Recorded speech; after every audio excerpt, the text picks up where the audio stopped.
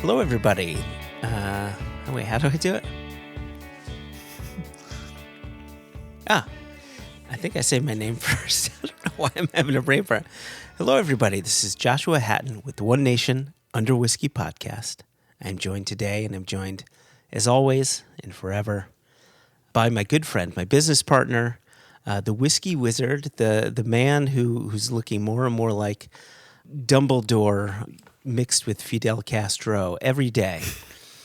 Jason Johnston Yellen.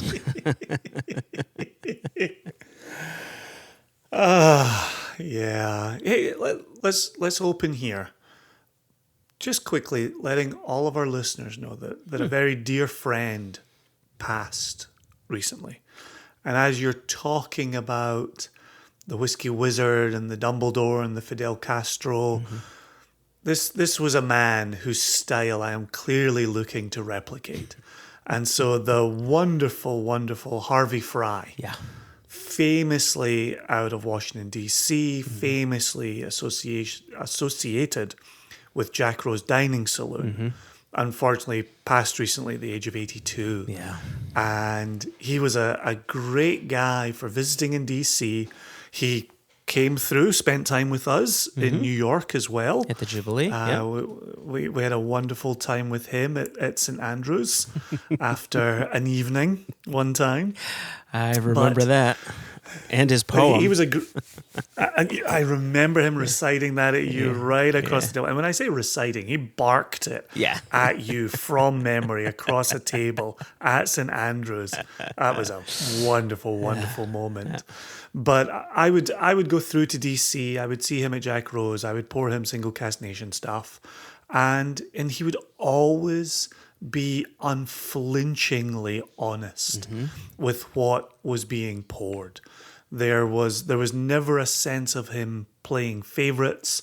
There was never a sense of people in an inner circle got it easier than those outside the circle. Yeah, that's true. And I always enjoyed that. Always enjoyed it. And it was wonderful as we started to make our mark in the industry. I would get phone calls and voicemails from Harvey. Yeah.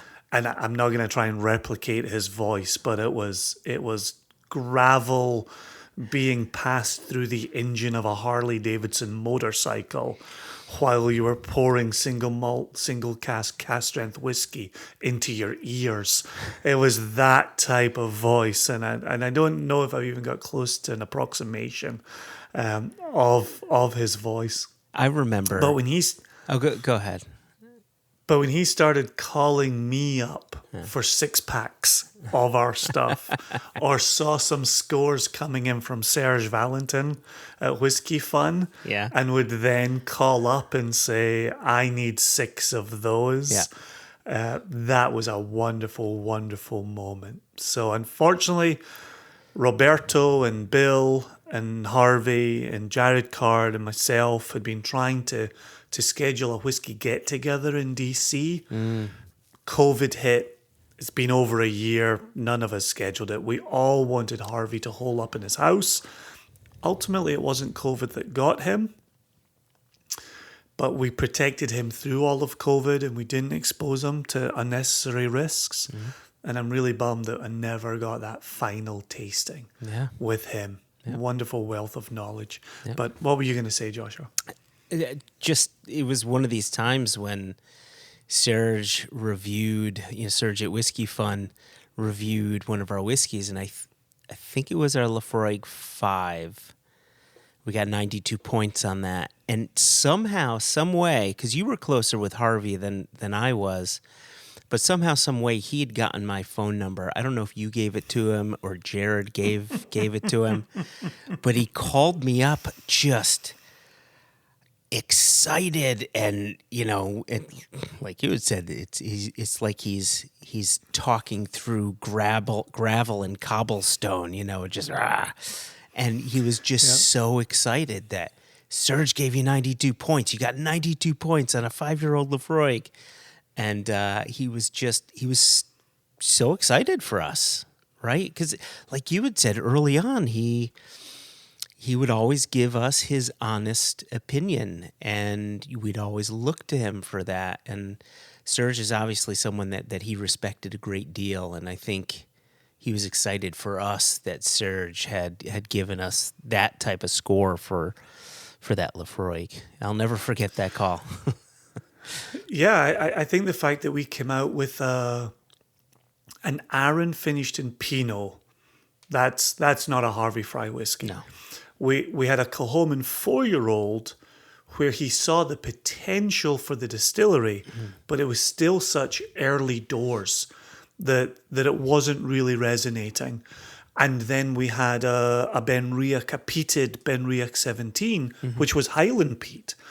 And it really took having an established Islay distillery at a younger age to pull that off. I think really caught Harvey's eye.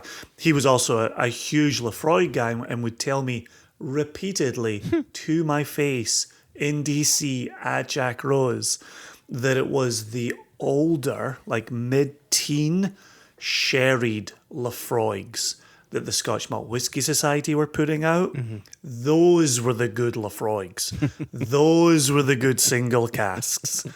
And so there were moments when, you know, we would get Harvey's attention, but and it's so funny because I did think of him with a special project that we're working on that's an older sherried Laphroaig, and I'm going to be gutted that he doesn't have a chance to taste that one and give us an opinion on that one.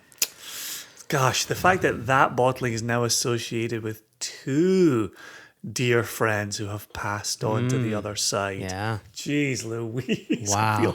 I feel a gut punch happening live while we're recording this. Speaking of gut punches, I wasn't with you to interview our guest for today. You weren't. You weren't. Yeah. I felt We as made if the best of it. You did? I mean, Had you been punched in the gut? Well, I felt as if I had been punched in the gut by something. There was no way on earth I would have been able to just sit for a recording. I did, you know, I'm very cognizant people don't like, you know, TMI, too much information, so I'm not going to put it out there. But the amount of explosive diarrhea I dealt with that day was just stunning. So I'm glad that you took the helm and you interviewed Nick without me. I did tell Nick that Joshua sends his apologies, but his stomach is turning cartwheels and casting out contents both north and south. And I felt like that downplayed it enough. Yeah. I felt like that wasn't giving away too much. No, I think that nailed it. That nailed it. Feeling better now? I feel so much better now. Oh my gosh, that was a day, Jason. That was a few days, actually. So this is interesting. Nick brought this up, that a pattern has developed, right, where a number of different meetings have been set up that involve the team at Single Cask Nation and the team at Holyrood, and Joshua hasn't made it to any of them. And it's starting to look like avoidance. Can I be honest with you, Jason? I think you only ever are. If your explosive diarrhea comment is anything to go on. The fact of the matter is, Nick Ravenhall, a.k.a. Ravenclaw, is... I'm giving you a Dumbledore round of applause here. He is so drop-dead sexy that I feel inadequate in his presence. And the dude barely wears clothes. If you go on Instagram, you'll see him. He's wearing a Speedo at best. And I just, you know, I feel less than. It's funny you should bring up the Speedo because we didn't get into it in the interview. There just wasn't time. You couldn't get into a Speedo. Okay, I get it. Well, we had a brilliant chat, but he's swum the Corrie Vrecken with whiskey crammed in his Speedo. I thought he was just pleased to see me, but it turns out it was whiskey crammed in said Speedo. And so just very briefly over email, he and I had a little chat where I was telling him about the Great Isle of Swim. And obviously those chaps starting their swim by doing a pagan ritual in the Corrie Vrecken with the bear fat. But the fact that Nick himself is a bit of an adventurer, getting out there, doing things, exploring the world.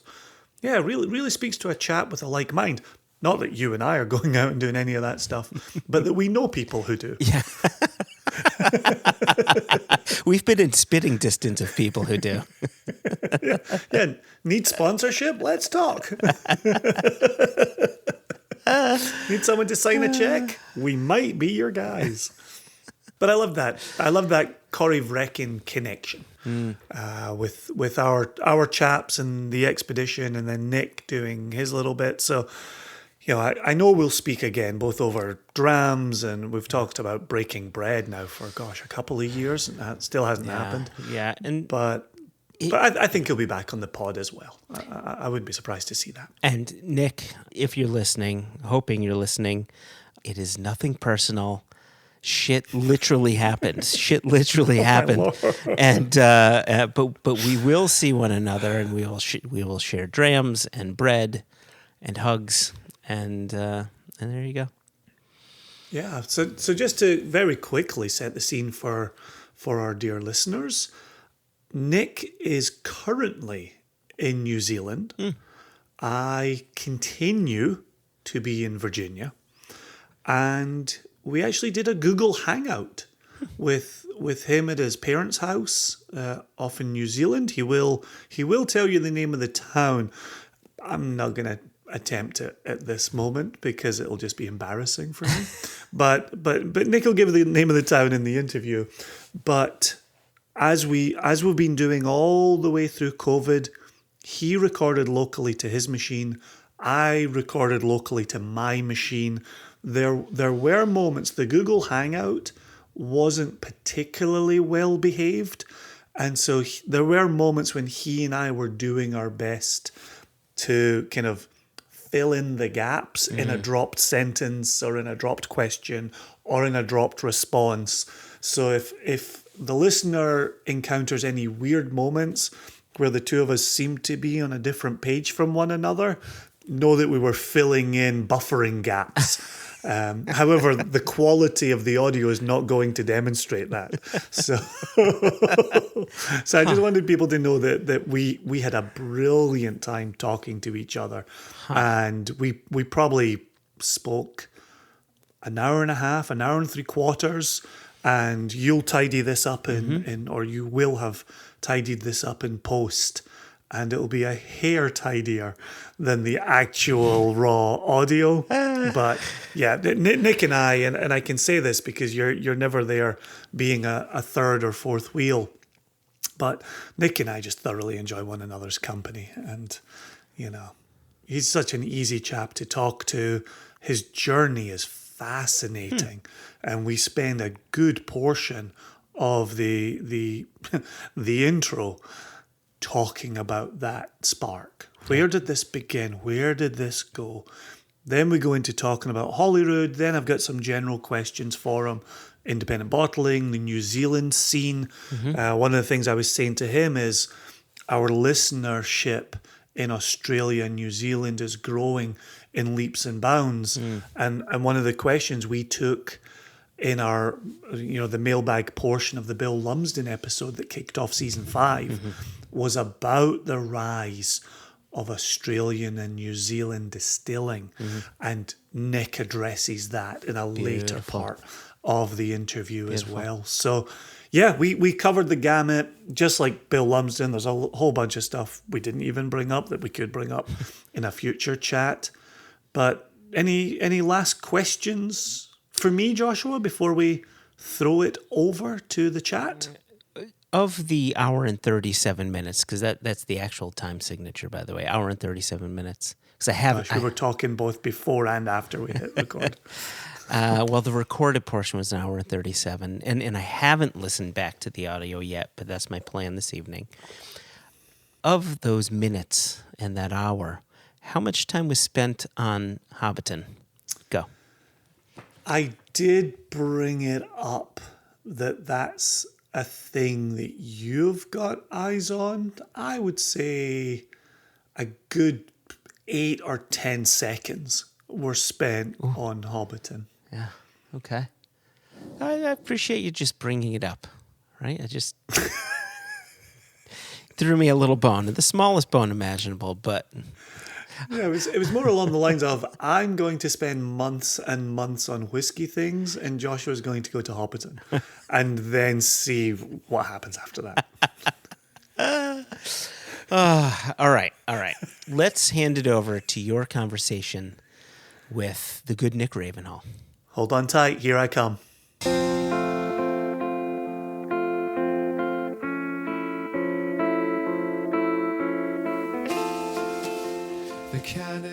Thanks for making time. Appreciate it. Always good to see you. For the benefits of our listeners and to help them get a handle on who Nick Ravenhall is, let's jump in the Wayback Machine. How did it start? What was your spark, especially for us in the Northern Hemisphere? We're not overly familiar with how the spark comes to be in the Southern Hemisphere. So how did that come about? How old were you? Where were you? What were the circumstances? You know, there used to be a getting bit... to know you. There used to be a bit, I was thinking about this the other day, where going in the old time machine didn't feel like that much of a journey back in the past. And then I started to realise I'm starting to run out of whiskies that I can drink that I can afford, and I'm actually younger than. I'm like, oh no, that thing's really clicking over. Yeah, look, I'm thrilled to be here and have this wee chat. And I was thinking about this morning because I thought this might come out like, Nick, how did your whiskey journey start?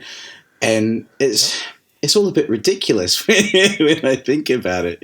I mean, my first kind of interaction with whiskey was, I'm going to go way back to '94 when Snoop Dogg had his hit Gin and Juice. And, I'd been invited to my first kind of beach party. I live out at a place called a Pottery, which is on the coast of New Zealand. And I'd been invited to my first beach party. I was 14 years old, and I'd gone to my old man, trying to be like the good son, and said, hey, Dad, I'm going to a party. Can I have some booze? And he looked at me and squared me up. And he's a builder, right? So there's a little bit like, oh, I hope I get approved. And he went, yeah. And I was like, oh, my God, I've got the coolest dad in the world. And then he gave me 2 cans of light beer, and that was it. And I even then I thought, oh, fuck me, I can't go to a party armed like this. So how old were you again? 14. And so with I thought you said 14. Okay. And with Snoop Dogg's refrain in my head, sipping on gin and juice, I've gone to their liquor cabinet when they're not looking, and I've gone, okay, what am I going to nick? And I went for Johnny Red, and I went, I don't know what this tastes like. I tried it neat, and I was like, I'm not touching this shit ever again. But then went down the rabbit hole with gin, and half a litre of gin topped up with water, then orange juice, and that was, this is a story for another time. It was a big night, but I was right off whiskey after that. I wouldn't go near it, and that's the same for a lot of us down here, because down under back then, your first whiskey experience was usually Jim Beam and Coke in a white can. And if you're a flash, you could afford Jack Daniels or Johnny Red, but that was it. And so I didn't really pay that much attention to it until I started bartending. And, I started bartending. Okay. Yeah. So I started bartending as soon as I could. And, I was familiar with Drambuie, and at the end of a work shift, you could pour yourself a shot or something. And I was like, I didn't want to look like a Muppet. So I was like, Drambuie, that's mine, on my first shift. And everyone was like, whoa, that's really hardcore. And I was like, yeah, really hardcore. And then that was it. It's just, that's why I said the story is ridiculous. And and then I used to make rusty nails. That would be my kind of signature closing drink. And, you know, if someone was asking me for a beverage or recommend something, and these poor bastards were getting really badly made rusty nails back in 2002, 2001. And then so what's in a rusty nail? It's not one that I've got easy recall on. Rusty nail. Drambuie and something. It's just it's an equal parts Drambuie and blended Scotch, and you know away you go. So this kind of carried on as my manly thing as I went from bar to bar to bar, and you know people new bar crews would be like, oh man, wow, look at you drinking that rusty nail, and then I ended up working at a bar called Whiskey, and Whiskey was New Zealand's first true whiskey bar. And this is 2002, and our founder Andrew Bruce, an owner, he had been over to LA. He was really into great rock and roll, and of course he was inspired by Whiskey A Go Go, so he brought that back. It was such a different bar for the time, because everywhere else I'd been working had been, you remember that era of cocktails re-emerging. It was cosmopolitan, it was big mojitos, lots of fruit, and he was like, right, we're doing classics, and I didn't know what a fucking classic cocktail was. And I tried to. I thought Rusty Nail was classic. Well, I mean, my go-to thriller move was an apple martini, and I tried to make one of those on the bar, and I was told, look, if you make that here again, you're not got a job. And I was only a kid, and we didn't, like, I think about this. We didn't have internet. The only kind of resource we had for bar education was Australia Bartender magazine, which we would just rifle through those copies again and again and again. You didn't have advocacy outreach programs. There's no such thing as brand ambassadors, really. That was just kind of starting, and so you really relied on what you learnt from old New Zealand Women's Weekly cocktail books, what you could find at the local library, or what the people around you could teach you. And at Whiskey, we had a crew of guys. It was all blokes who were between the ages of maybe 26, 28. I thought they were ancient because I was just little, and they'd all been to London and covered in tattoos, and they just came back with a bit of knowledge. And instead of being allowed to make my rusty nail at close, we had educational sessions. And I mean, even now when I reflect, it was pretty simple stuff. We were looking at the classic malts from Diageo and drinking our way through them. And, we had this hilarious situation where we couldn't get anyone to drink Highland Park, because Highland Park in Auckland was like this, it wasn't a bad suburb, but it was just a weird suburb out in East Auckland. So people were like, why would I drink that? And you're like, and I'd be like, I don't know why we've got that on the shelf. So that's kind of what it was like. It's kind of what it was like back then. Is we're not that connected, especially in New Zealand. Back then, we weren't that connected to the world in terms of flow of information, and we really, in terms of whiskey influence, it's booming over here at the moment. There's so much interest for it, but back then it was really just, it wasn't even a thing. It wasn't anything that, unless you were a hardcore geek, it just wasn't, didn't cross your world. And if it did, it might be Johnny Walker Black, and that's about it. Well, I'm always curious in meeting people, and obviously you and I we've only hung out online a few times, but I've always enjoyed the conversations. But where did you find your palate going? As you were doing these cocktails, as you were getting deeper into that scene, what were flavors that you were chasing? And then did you find that influencing your single malt life? It kind of went the other way, I think, for me, making drinks. So there was a bit where I kind of, with the influence of the team that I was working with, I started to understand that the cocktails that I liked to make in places before were just kiddie drinks. They just taste like sugar and fruit, and they didn't speak that much to the spirit. And then I think like a lot of people who fall into like instant whiskey passion. I was immediately at Isla. The first time I tried Lagavulin and Lafroig, I was just like, what is this? And there were references to like the food we eat out here. Like smoked fish is definitely a thing. We smoke our meats, but in the liquid world, it was just like so. It was a bit of a paradigm shift. It was like, whoa, what just happened to my world? And I started to seek in my drink making to try and bring that depth and layering of flavors into my drink. So, unless someone ordered, a vodka cocktail, I wasn't making them anymore. And I went straight to old fashions, was desperately seeking rye all over the place. And on the whiskey front, there was this bit where I was, you make these weird rules up. I was like, you can only have your scotch you can only have your whiskey with 2 ice cubes. And then after that, I was like, no, just no ice cubes. That was like, add some water. Don't worry about that. Like, you just, this thing. But, that's what happened, and it's still, whiskey cocktails is still something is what I'll choose to drink if I'm wanting to go and get that comforting moment of landing at a bar. Manhattan is something that is just a drink that I've just got so much love for.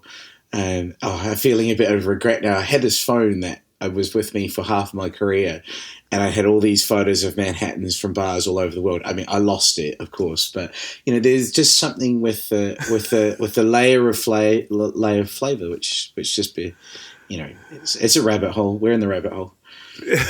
It's true. So I came from, being young, discovering single malt at university, to discovering Lafroig and thinking, oh, this is it. This is the bee's bollocks, as we like to say. And taking literally 2 decades to discover cocktails. Yeah. And now seeing the value in cocktails and the flavor profiles and just really understanding single malt is single malt, cocktails are cocktails. Enjoy them both. Absolutely. But don't compare one to the other. Just enjoy the flavors in each one. Yeah, they're not. They're just they're 2 things which can really shake hands really well and exchange really nice hugs with each other. And arguments that I hear about don't mix this or don't do that. It's just why say no? Like the taste is exploring and it's personal. So smoky cokey is a great drink. And 15 years ago, you would have been just got a hard stare from someone if you'd asked that. But I think it's also showing how much our palate is developing in. I hesitate to say West, but I say in our kind of Anglo countries, where drink has been this very big celebratory thing, and we take it from 0 to 60 pretty fucking fast, and now there's a little bit of actually we can still do that pretty fast, but be really flashy at the same time. So speaking of that kind of move, and speaking of cultures, what then took a Kiwi up to the Northern Hemisphere? I'm always intrigued by that part of the journey.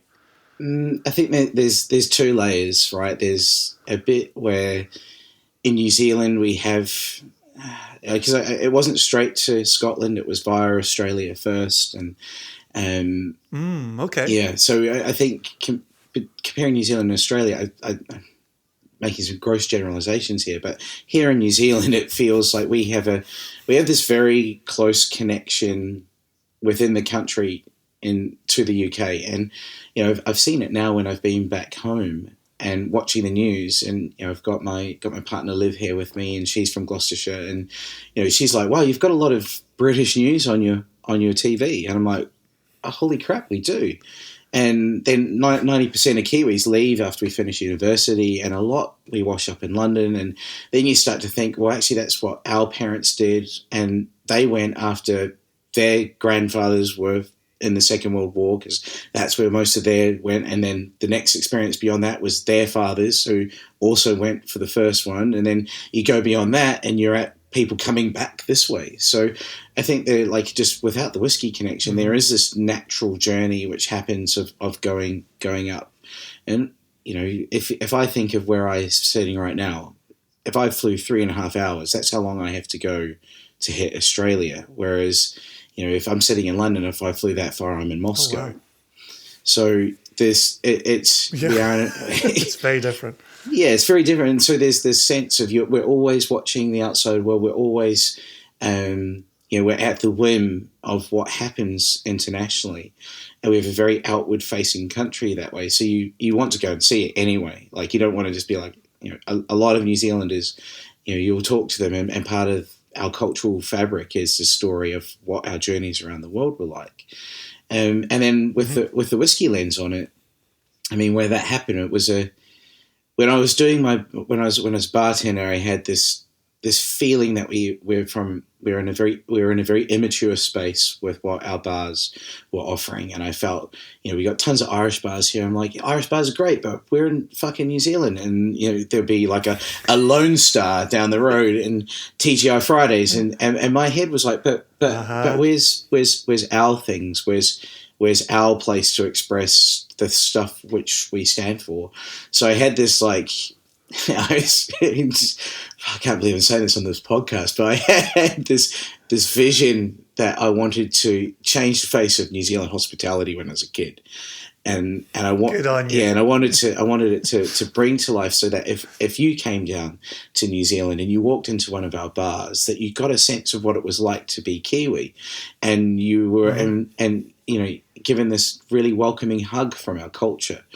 So I had that, and then I fell in whiskey hole, and there's a lot of stuff happening at the same time. Like our wine industry was really becoming something that New Zealanders were proud of, rather than something we didn't know about. 42 Below, the vodka brand, was making news up and down the country and overseas, and our coffee culture was growing, cafe culture was changing, and I just kept sitting and looking at whiskey bottles, going, well, why the fuck aren't we making this here? And then that just became like, it was like, right, well, when you go, you're going to go and you're going to learn how to. I had this vision that I'd be this magical distiller, right? I was like, you're going to go and you're going to learn how to make whiskey, and you're going to find a whiskey company. And I was not Googled, it wasn't back then. I was like Yahoo searching, whiskey stuff, and found out about Diageo, and I was like, all right, I'm going to work for them. And they didn't have an office in New Zealand, and I was in Australia for another reason, and I got a job. I was working bars, but I got a job with Diageo, and that was it. From the moment I joined up with Diageo in Western Australia, I was just like, right, to my boss, Peter Worsfold, I'd give a podcast shout out here. He was influential in my career. He's a West Australian AFL football player, really great bloke. And I said, look, I want to go to Scotland because my dream is to bring whiskey making back to New Zealand. And I feel like I need to go to Scotland to learn the trade properly. And after doing 4 years with Diageo and WA, he made it possible for me to get up to Edinburgh, and then it was gloves off. So, wow, I might have known that about you at one point, but it falls into the mists of time, right? How people live their journey, and so Diageo got you up to Edinburgh. And so what were you doing? What was the job? Well, in Edinburgh, or? Yeah.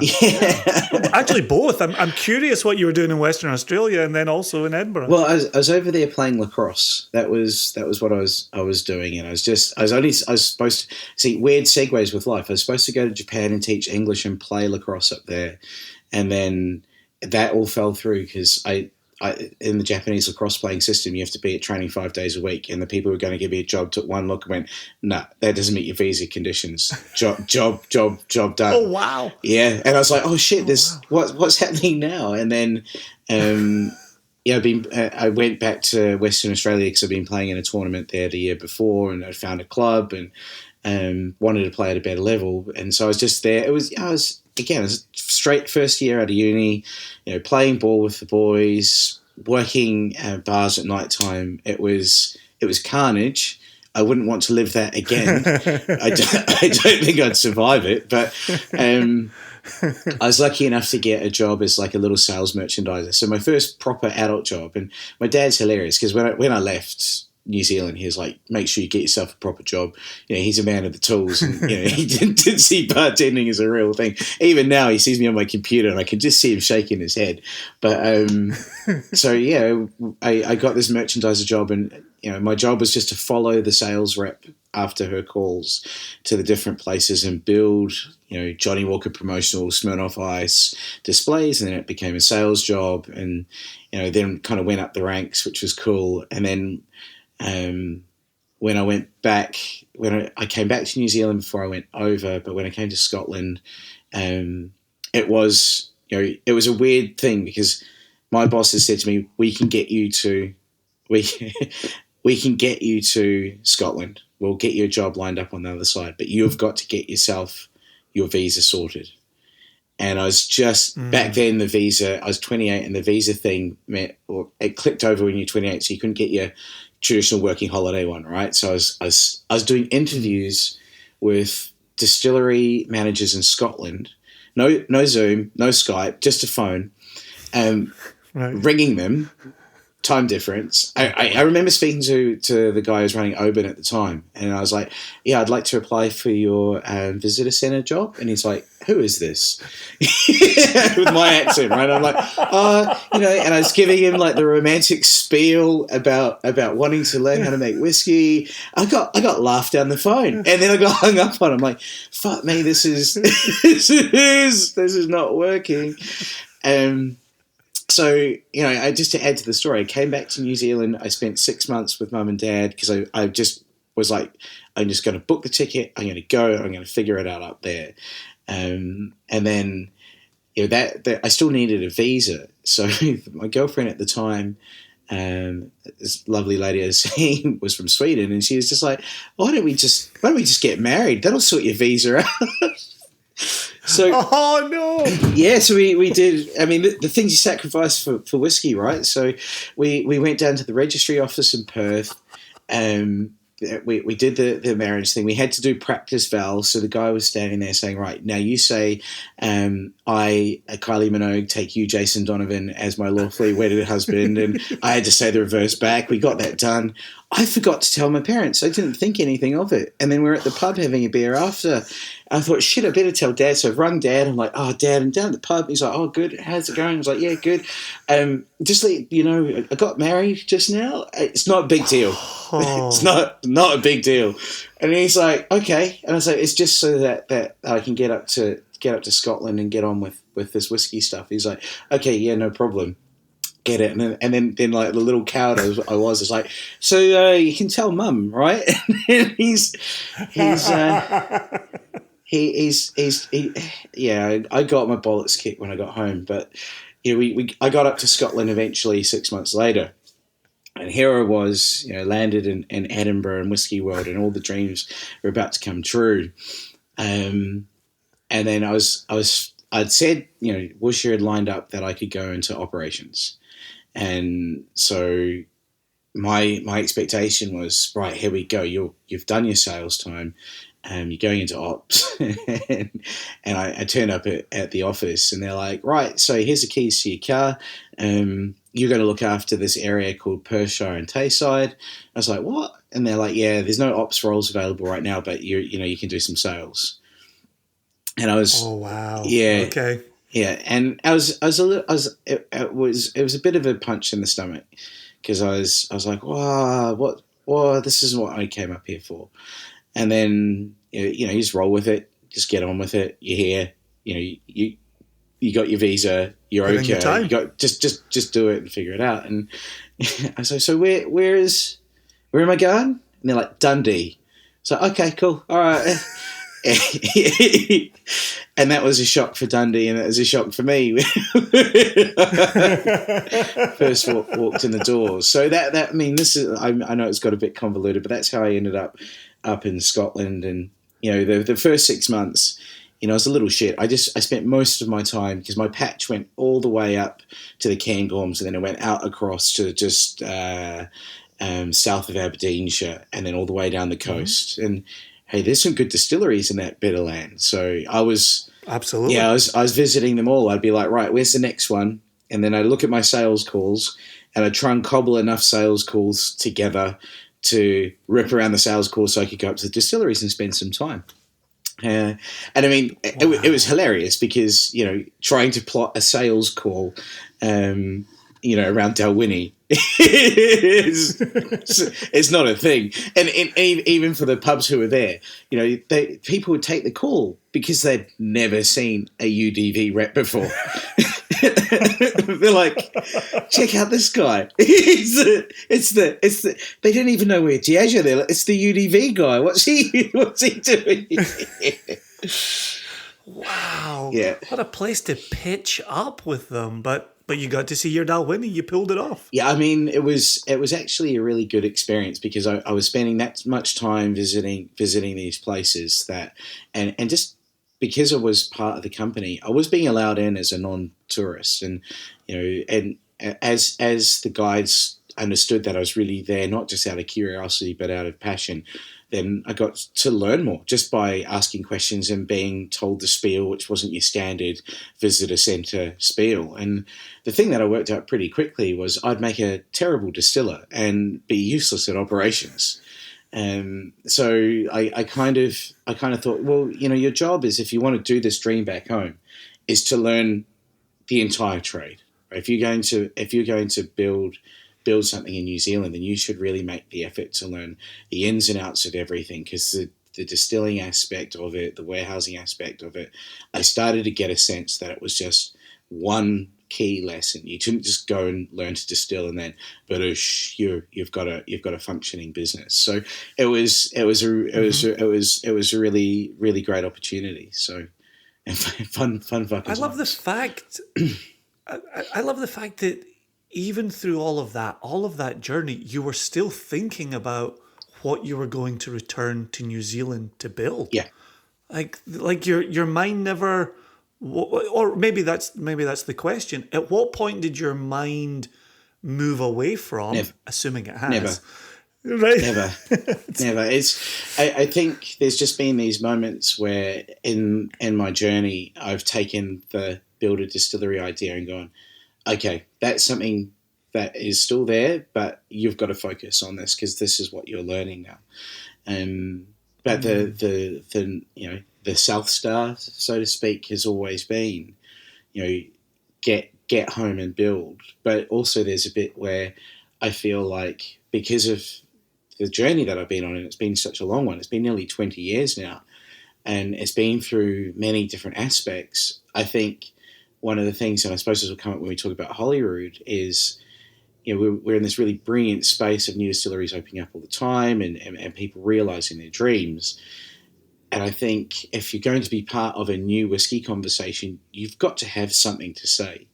And for me, thinking about New World and New Zealand and my journey, there's definitely an immaturity at the start of it where it was just like, I want to learn everything about whiskey. And then as that happened and those realizations took place and it became more than just knowing what I like flavor-wise, but a bit more ops and all that kind of stuff, then it became actually more questions on why, apart from this idea, this calling that you had all those years ago. So, yeah, it's matured over time, I guess, is the right way of looking at it. So I know there's more to the journey, and I know there's how we ultimately met. But with that mention of Holyrood there, you are now the managing director of this new distillery. And in our last episode of Extra Extra, Josh and I were talking about the Falkirk distillery company, and they kind of started. There was a project a long time in the making. And then once they actually hit go on distilling, it was in a global pandemic. Here we are, you're managing director of Holyrood in a pandemic. I don't even have a question because it just seems absolutely mental. And so what are you seeing? What's that like up close and personal, being an MD in the teeth of a pandemic? I mean, you guys always calling us colonials when you get yourselves in the shit, right? So, I mean, it's not pretty, but also I think, coming into Holyrood as in the role that I'm in, with the pressures that the business is under, what everyone's experiencing at the moment, it just puts a laser focus on what needs to be done. And I think one of those things which is where Holyrood has come on that journey was, the original business plan was really built around tourists popping over from the Royal Mile, coming down and seeing us, and and under any other condition, that's a really, really strong business plan. But what's happened with that kind of centre of the world being taken away from us, it's meant that we've really had to examine quite quickly what it is that we actually are.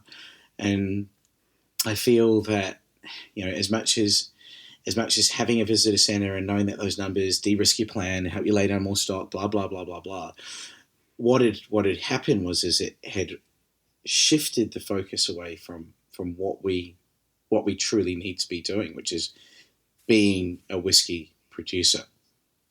And by shifting the focus, I don't mean that what Holyrood was wasn't a whiskey producer, because there was a lot of really, really good thinking about what we are to do and what our mission is, and the kit which was put in was built to reflect that.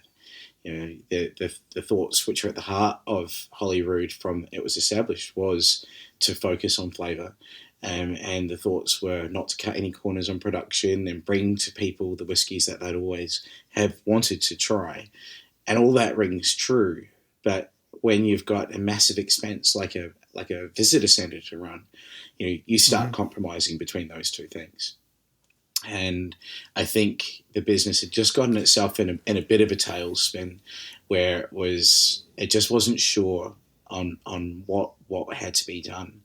And so coming in, I have come in hot. I'm still fresh off the boat. It was 1st of January was my first day.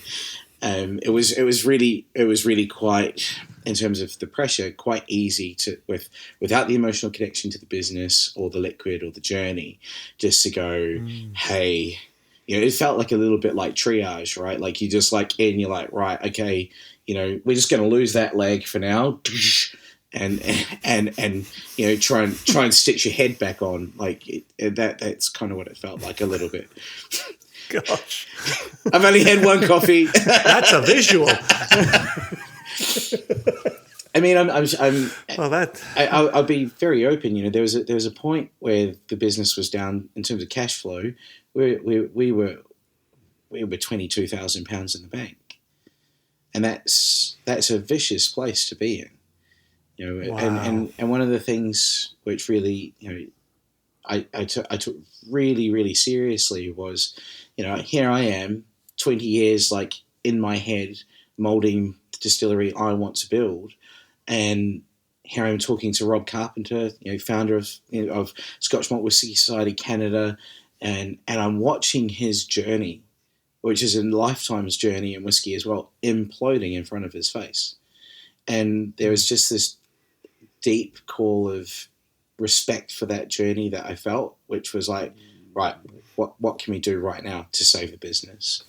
And that's how we operate. It's so interesting listening to you, knowing from your own journey that you would love to be in that position of building something. And then a moment ago where you just said, I had to go into this without the emotion, And so I'm thinking about how your own journey is reflected in this as you're trying to say, here's what we have to do financially. Here's how we recover from wherever we are. That's really telling. And the fact that you're busy saying okay, that leg, you're gone. Head, we got to get you reattached. And so what did that look like in whiskey terms? What have you done since January 1, if you're okay sharing that?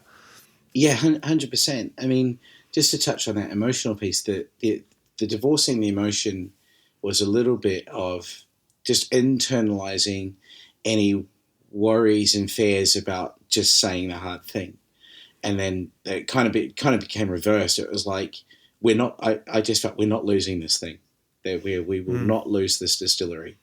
and that became the emotional driver. And it was like, we'll not lose this distillery, so I won't accept anything less than the hardest of conversations and truth, and really looking at these things honestly. And there will be no, just setting the table for everyone to say that there will be no acceptance of anything less than putting everything out there. And all the leadership team brought in on it. They're in a place where they're like, okay, no, we need to make some really strong decisions now. And then, I mean, it just went back to basics, really. It was like, what is our, without getting into boring finance speak, but what's our cash position?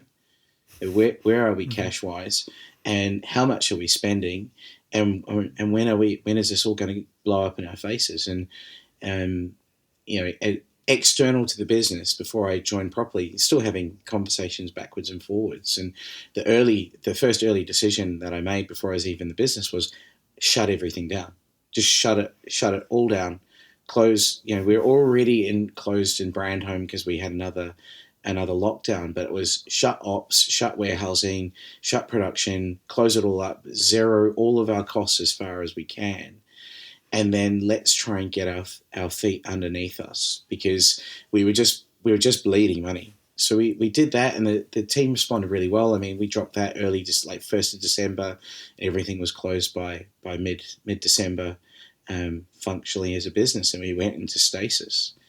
And then, wow. In my head, it was in my head, it was like, right, well, forget about the Brandholm. That's the leg that got chucked away. That's not a thing for us to even think about right now.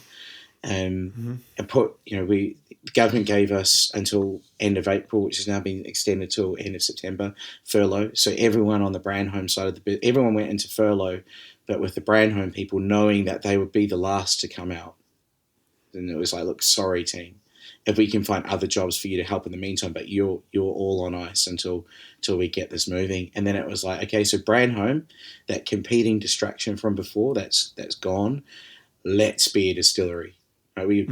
We've got a fucking gin still that's been turned on 5 times. I'm like looking at this thing when I went there. I was like, first of all, I was like, what's this? And they're like, oh, that's our gin still. I'm like, how much gin are we making? And the answer's fuck all. I'm like, oh my God. So it was like, how can we use the assets that we have to our customer might not be a visitor coming through the Brandholm anymore, but our customer could be someone else. And so I have a 3-point plan, and I'll share it because it might help some other small distillers out there who are in the same pain as us. And this is something that I truly believe in, is whiskey community is a community. But the 3-point plan that we did was, we went, right, shut it all down. Then the first one is what kind of partnerships can we do with people who might want to have whiskey that meets their needs? For all intents and purposes, fillings. And then the second bit was, once we had gotten through fillings, what partnerships could we do with indies? Because the way I looked at it, because this is part of my previous world, was I was looking at people who are in the broker side of the business or in the indie bottling side of the business, and the gripe is all the same. I can't get good liquid. It's overpriced. It's not the stuff that I actually want. My business is suffering because the people that I'm talking to actually know their stuff, and I can't get them liquid that makes them happy. And so, we're sharing one of them, and this is again whiskey community coming to the rescue. Doug McIver from Berry Brothers, I reached out to him. We see each other over the years, bump into him at various events, and have a quiet beer and a chat, as we all do. I said, look, Doug, these desperate fuckers have made me the MD of Holyrood. Can you help me out? I need to move some liquid. And we had this great conversation about, he wanted to get some liquid that was interesting that they could use for Berry Brothers. We have a kit that can be flexible, and one of the nice things for us is we're not in, because we're so young and we're the new wave of Scotch whisky, we're not beholden to the old commercial models that the other malt whisky distillers are geared towards. So, I said to him, we can make something for you at a volume which is probably going to meet your needs. And creatively, we went backwards and forwards, and we ended up, and we're running them at the moment. We're doing 3 new make styles, and we're focusing on yeast. We're doing champagne yeast. That just came off. That comes off this Friday, and next week we are on to Bordeaux. 2 weeks running that, and then the week after that we're on to Burgundy. And he was great. He's like, wow. Great, sign off. We can use that, and we can help pay and keep your lights going for you. So, we built a number of partnerships like that where, they've helped us keep the distillery alive and keep people in jobs. And then following on from that, it was indie collaborations like you and I. We've chatted about, can we play with yeast and can we play with barley and all of those kinds of things where we can speak to the independent whiskey community. I mean, I used to be as the MD of Atom Brands for a while, and boutique whiskey was we do anything and everything, but I really grew a respect for independence the moment I started working in independent whiskey space. Whereas before, when I was at Morrison Bemore, we had Mike Keeler, our MD, who's like, buy all of our Bemore back and never sell to indies ever again. Yeah. And indies are the death of our industry. And, it just was a really, a balancing view where I thought, well, we've got a kit where we can really make these, we can examine ideas and then we can bring them to an audience who wants these ideas examined. So that's the next part of the project. And the third bit is actually turn the gin still on and use it. Yeah. It's sitting there. It's sitting there, but it's also, I said at the start, or I've been thinking, I don't know if I said at the start, I can't remember now, but we've got to have something to say. So if we're going to make a gin, what are we saying? And what are we saying in our space? And I've said to the guys, our space isn't gin space. Our space is whiskey space. So if we make something that is a gin, then let's make it from a whiskey maker's perspective, and let's put something out here which isn't. I know there's lots of our brother and sister distilleries who put gins out there. I feel like if we're going to do it, we have to take a step beyond the narrative which is out there right now. And so that's where we're at with things. Well, one of the things that Joshua and I were discussing, again, in talking about Falkirk, but just really talking about any new distillery, is there always seemed to be this 3-prong plan, and I really appreciate you sharing your in-house plan. From the outside looking in, it's having a visitor centre, it's having a place for people to eat or buy product, so they walk out the door having put money in your till. But then this third leg of the stool seems to be cask sales direct to consumers. And I believe that's a part of Holyrood as well. Do you want to talk a little bit about that and where you're at with that program? Yeah, I mean, that kind of folds into our full cask program, right? So I kind of consider the bit where we're doing the work with Berry Brothers and then the work with Indies. Then this is just another arm of that, and it took a bit of work to get there, because sometimes I'm nervous when I see cask programs being put out like that as a blatant cash grab. And, Sure.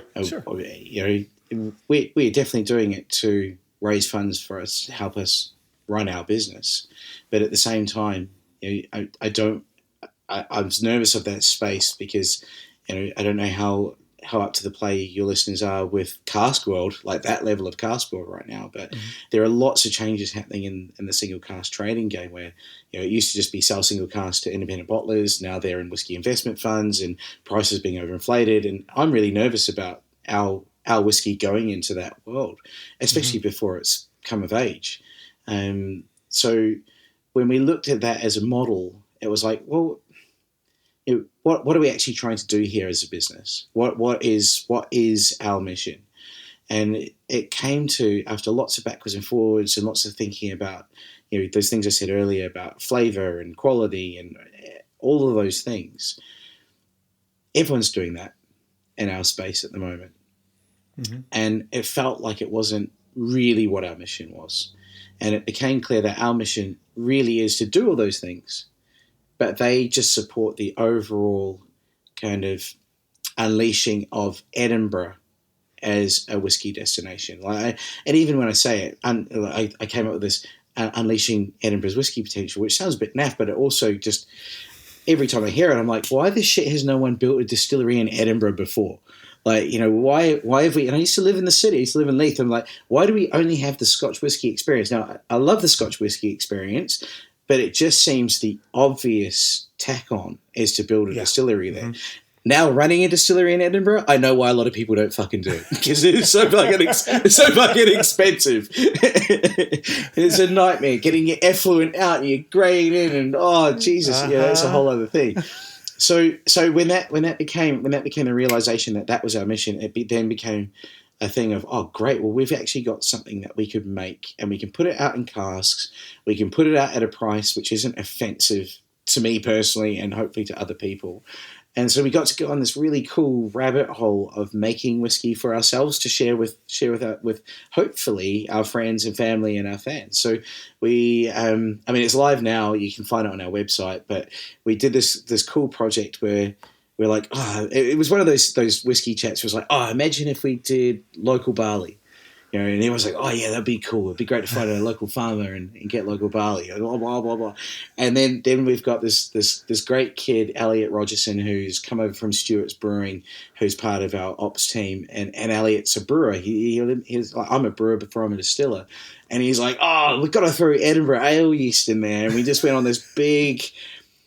McEwen's and export kind of like rant about, just youngers. It was cool. Like, I mean, I'm a beer geek as much as I'm a whiskey geek. And we're like pulling that apart, and like all of a sudden we went, holy shit, we've got something here, because we're like, if the barley's from the city and the yeast, and Edinburgh yeast, if you look at them historically, they were passed backwards and forwards between the brewers. So the brewers, even with competing breweries, would share their yeast to help maintain consistency and fresh yeast and keep everyone's beer right.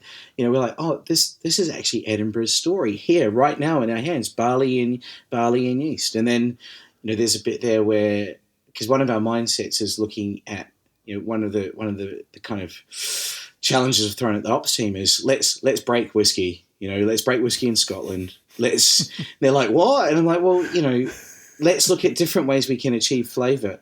And so we're doing a lot of work on specialty malts at the moment. And, we've tried the chocolate malt, and we're starting to see things where, brewers' malts are giving us flavour profiles which work in the same way of taking the faints away as Islay whiskey, Islay peating levels do.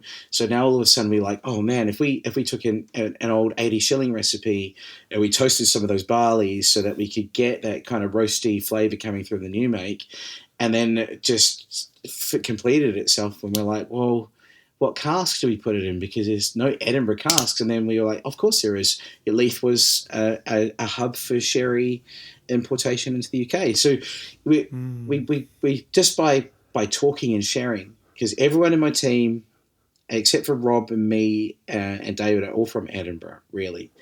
And so they're really proud of where they're from. And they've just been aching to speak about where they're from. And that's also a little bit about whiskey is right. There is a localization to it. There is a cultural fabric. There is all the energy, excitement of telling a story, and so that's what we put together. So, and that's part of that cast program.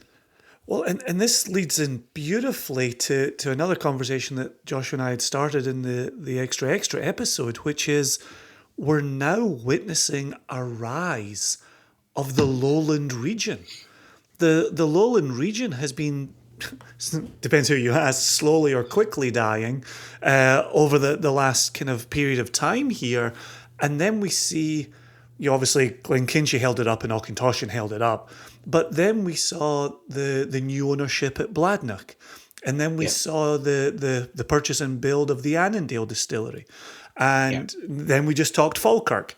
Now we've got Holyrood. There's also the boys in charge of the Leith distillery. Boddingtons and Crabbies. Right, and I'm sure that we're going to see more as well. And so, yes, on one hand, you're telling this Edinburgh story, and I like it a lot, and I'll be following closely. But you're also part of a group representing a lowland region. And so for Holyrood going forward, do you see yourselves taking ownership of being lowland? Is that going to be less the story and the city's going to be more the story? What do your eyes see looking forward there? just even listening to you there, I was like, fuck me, there is a lowland region worth of distilleries coming out of the woodwork. Yeah. So because that's not been our focus. Our focus, there's two things. There is making Edinburgh a legitimate whiskey destination that people who love whiskey will go to, but then there's another journey for us, which is I just call it earning our fucking stripes. Mm-hmm. Like we've got to earn it. Yeah, no shortcuts. We've got to earn our space. We've got a lot of tradition that we have respect for, and we've got a lot of I think opportunity not to step beyond that tradition, but do our own interpretation of where our journey is. And even as you say that lowland piece, my stupid brain's like, shit, you should be reaching out to all those boys after you get off this call and just say g'day, because one of the things we want to do is be way more collaborative. And we've started with the indies and started talking. We got a great chat with Ali Walker. Him and I came up in different parts of Whiskey World together and stayed in touch during the years, and we got a chat going with you. But what I'd love to do is with this, and I just call them the small distillers in my brain, all of these new distilleries which are like fighting hard in this really tough space. I think there is a piece there where we can all work together to just tell our own stories, whether that's lowland or not. Well, and that's the part that's interesting to us, because over the course of my journey since the mid-90s, I've only really seen the death of the lowland region. And it's quite nice now, almost 25 years into this, and yes, it makes me feel like an old fucker, but it's nice to be seeing the rebirth of something. And so when we saw Kilchoman open on Islay, well, gosh, you're Islay, and what a place to be. And you and I have talked about the role Islay played in our own, burgeoning journeys. But then you saw Kilkerran, right, the Glengyle distillery, to keep Campbellton going as a region, and the J.A. Mitchell family in Headley Wright kind of giving two fingers to kind of region designation. But now it's been very easy to run away from being a lowland distillery, or having to work extra time to validate the region. Oh, you're grassy. Oh, you're light. Oh, you're vanilla. Oh, you're citrusy. Okay, tell me something new. And I think you are. I think with adding Edinburgh to that equation, and adding, beer malts, the conversation we've had with Trent Tilton at San Diego Distillery, or with Matt Hoffman at Westland, right? There's a role for beer malts and beer yeasts, wine yeasts. Kilchoman are now playing around with wine yeasts as well. So there's a whole world there that's not just your region, but also recognize your region and see how you could play that to a strength. Absolutely. And when I think about the regionality of what you're talking about, for us, we look at it as a mindset. There's a lot there which we're trying to bring from our home. And, we've got a PhD project which we're doing with Harriet Watt at the moment, where we're working through how specialty malts work through the mashes and through distillation, and that's something that we're sponsoring ourselves. We cover all the costs on that operationally, nice. Just because Harriet Watt's part of our home, and brewing is part of our home, yeast understanding is part of our home, and even when you take a step back with Edinburgh, if you want to go full geek back to Edinburgh Enlightenment and the way that the city has got a very intelligent, questioning, curious approach to almost everything, then that becomes kind of our terroir, our mind terroir, if that makes sense. Where how do we? Because there's no way we could operate or act like an Islay distillery, but we can do our best to make whiskey that tastes like it. But what's the why? Why would we do that? And I think that's the most important thing we're aiming for is staying close to our why and staying true. I'm so glad that terroir itself isn't controversial enough that you would go and throw mind terroir on top of that and just overly complicate this bloody conversation surrounding terroir. I've thought about it. I've thought about it for so long. right? Like, and I do. I mean, I made mine terroir up there on the spot, but I feel like there's when I look at it and I think about it, I think, well, of course these whiskies all kind of taste in a similar style because you're going to have families who worked across different ones and who maybe work across two or three, or everyone's using similar raw materials from a similar place, or there's knowledge. Like whiskey is, I love the bit which we get to control as humans, the bit that we get to engineer and work towards, and the boundaries which we give yeast to work in, and the cuts that we get to make, and all of that kind of stuff. I love we put all that work in, and then we just kind of give it up to God and chuck it in a cask and go, cool, well, let's see what happens now then. It's brilliant. It's just brilliant. And so, like, that's gonna. I might keep mine terroir actually because just trying to keep those ideas of well, where does your why do we make? I've got one of my best friends, Duncan McRae, who used to be at William Grant's, and he's brilliant to talk about the thinking of things, and he's an outstanding marketeer, but he's a whiskey man through and through, and he's constantly asking the why, and it's a powerful question to ask when you're making stuff. Because if you're not making it traditionally, then your why has got to be clear.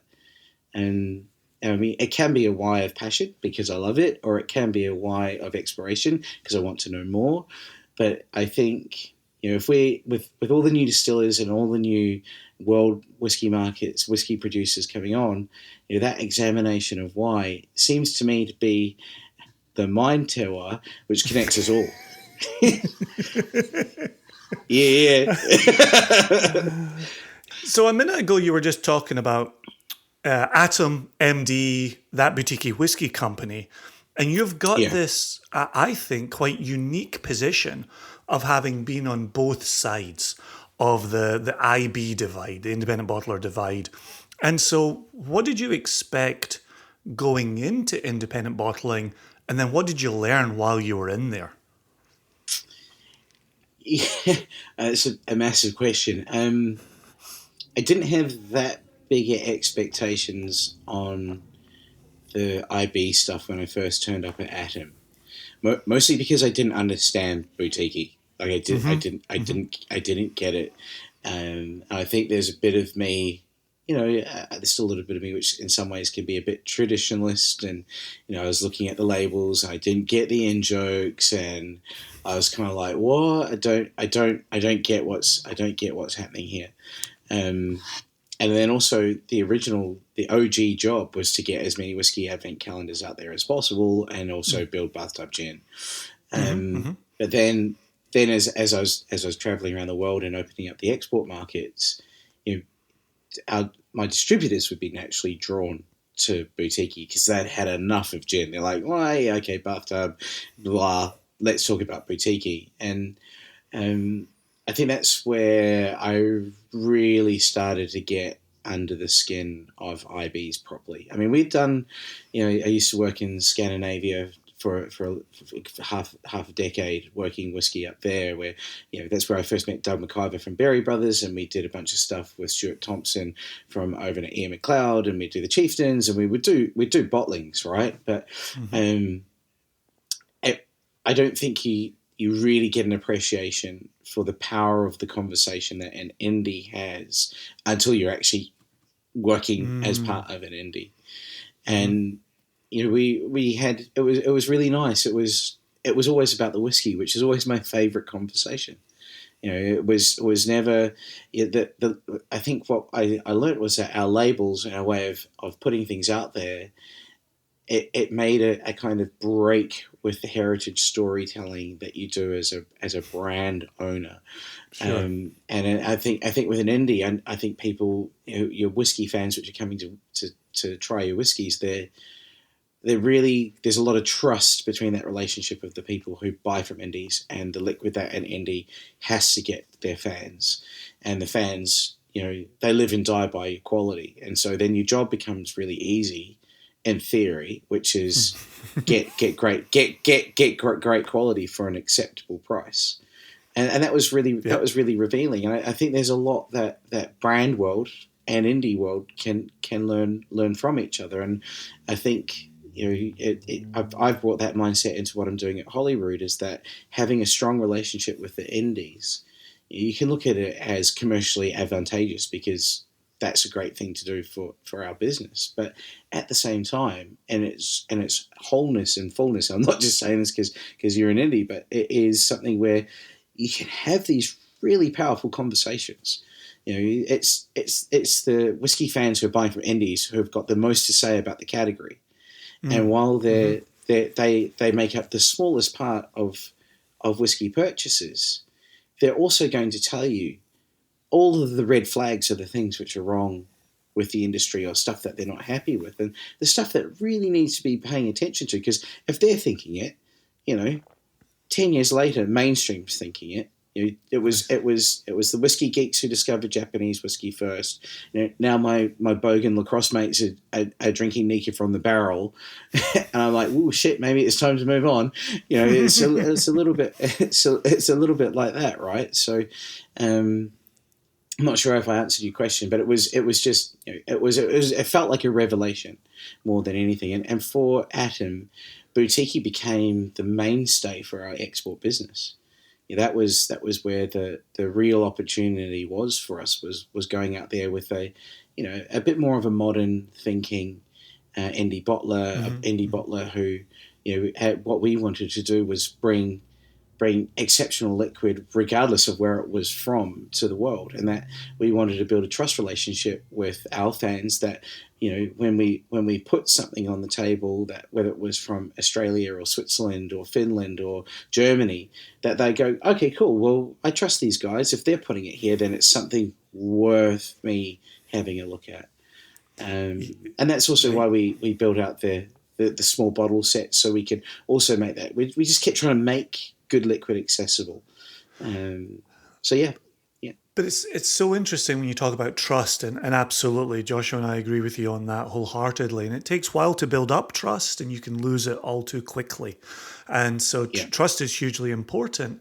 But it's interesting to us when it comes to some of the larger brands who have no interest in independence and don't see the value of their brand. It's not even their brand, it's just their distillery being in another's hands. And so for you with Holyrood, it's really wonderful to be having a conversation just like we've had with Glen Murray, just like we've had with Aaron and Westland, Wild Turkey.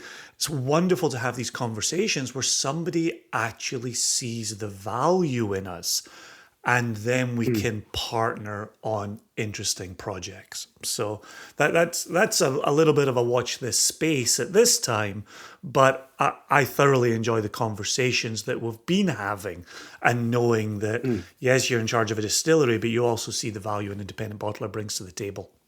Yeah, and it's there's a maturity in the markets which is happening at a rapid rate, because the exchange of information now and the transparency of information just makes it a lot easier to take yourself from I've got a passing interest in whiskey to being feeling quite educated on your palate.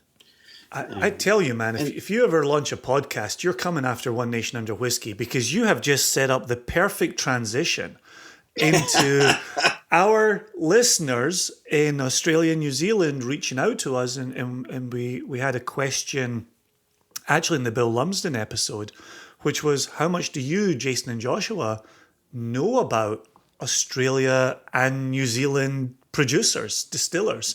And we were busy saying in that episode, Josh and I had been hoping to get down there, as we like to call it, sometime in 2020. It didn't work out. Who knows what 2021 is going to look like? But we are hearing from more and more people that there's a scene and there's a fanaticism. And our good friend Lee Atwood at Backwoods Distilling in Australia, we've spoken with him on the podcast. So you're a Kiwi, you're a man with an eye on ultimately one day, sometime in the future, getting that New Zealand distillery going. What are you seeing down there? And are you surprised by it?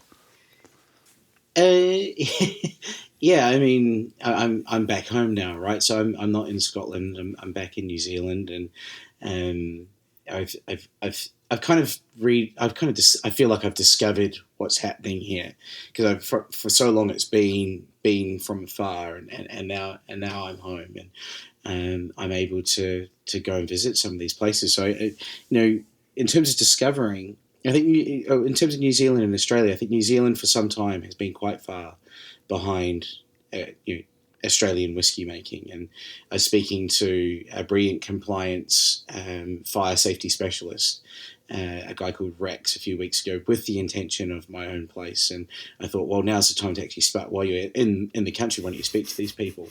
And one of the reasons he held up there for the lag between New Zealand and Australian whiskey was distilling was so poorly understood in New Zealand as an actual thing that the law didn't exist within the country on how to govern it. So, if you dive into our whiskey history in the 1860s, we had, most of our population that came out here were from Scotland, our British population, and they brought with them their whiskey making traditions. And, it took about 20 years before they started building bricks and mortar distilleries. So we had one in Auckland called Crown, and one in the South Island called Dunedin Distillery. And these were proper distilleries. They had markets in the country, and they had a tax advantage versus Scotch, which was being brought in, so they're undercutting the Scotch market. And then there's a great legend in New Zealand distilling, our tiny little circle now, where at the time the story goes that Richard Seddon, who's Prime Minister, wanted to borrow money from the Bank of England to fund the railway development in the country. Bank of England had just funded like a land war here, so they said, on you go. So he went to the Bank of Scotland, and the Bank of Scotland, with its deep pockets in whiskey, said, well, you've got a protective tariff, take that away and we'll lend you the money. And then within 3 years, all of the distilleries were gone. Now, I can't find the evidence to this, but this is how legends are born. I'd love to release a whiskey called Revenge or something like that. I don't know anything in the story. So, you fast forward all the way to now, but that shutting down of the industry then, only came back when we had Willowbank Lammerlaw, now known as New Zealand Whisky Company. Then that disappeared in '97 in a corporate takeover.